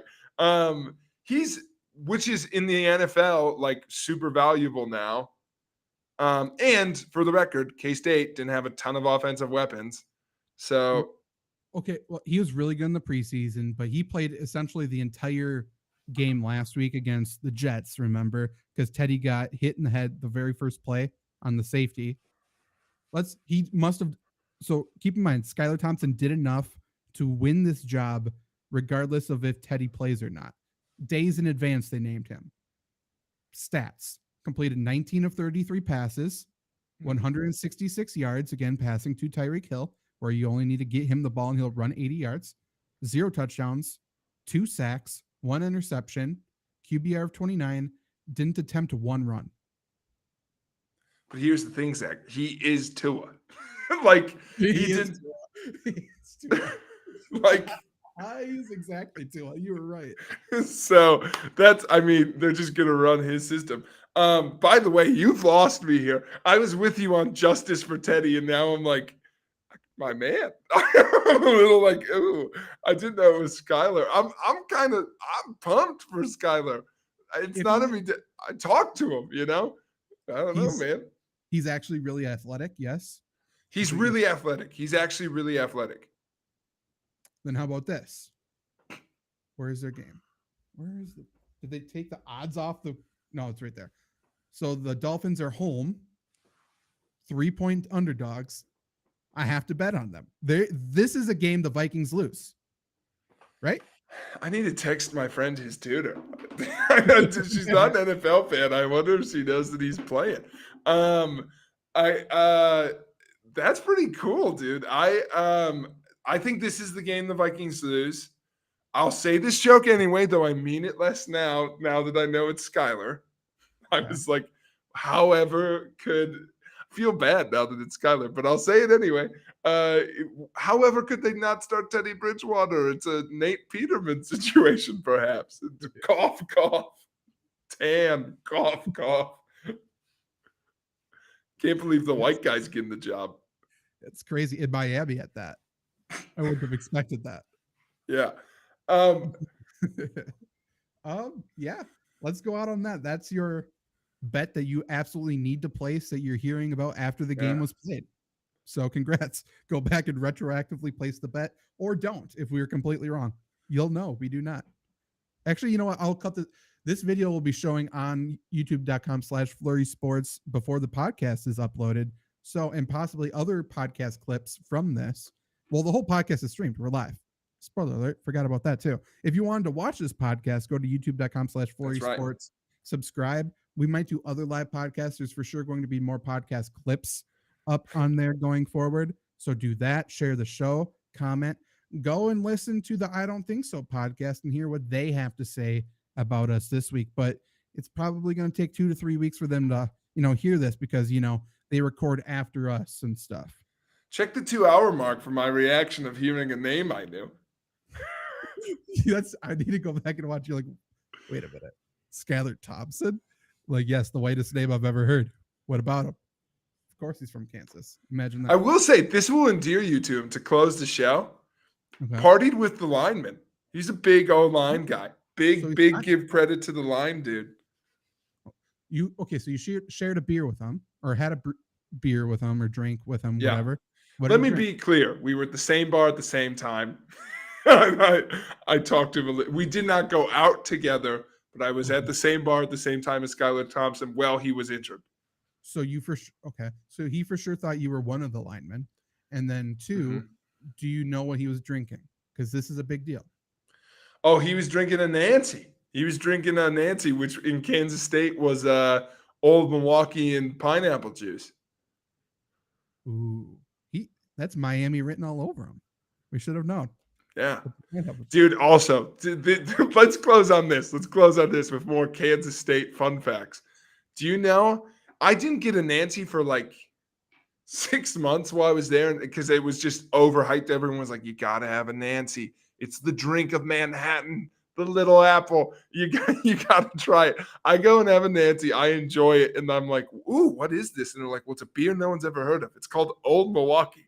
And I'm like, I'm going to lose my shit. My dad's favorite beer is the secret ingredient of the Nancy. Like, hey, you've discovered Wisconsin's 10th favorite brew. What's up with you with going to cities that are named after a bigger city? You go to Dallas, Wisconsin, Manhattan, Kansas. What's next, Jake? Portland, Iowa? I'm not sure if that's a real one, but not a lot. That's true. I'm trying to think of another one that I've been to. I was in Denmark, Ohio? Wisconsin not that long ago. Did you go to Miami, Ohio? No, but Big Ben, you know? We'll go out on that note. Rest in peace, Big Ben. So yeah, we'll see you next week. We should be recording at the same time or the correct time. So we will have a rundown for you next week. Maybe it'll be a best of 2 weeker. Never know. We'll see what we do. That's right. Goodbye. Go Cats.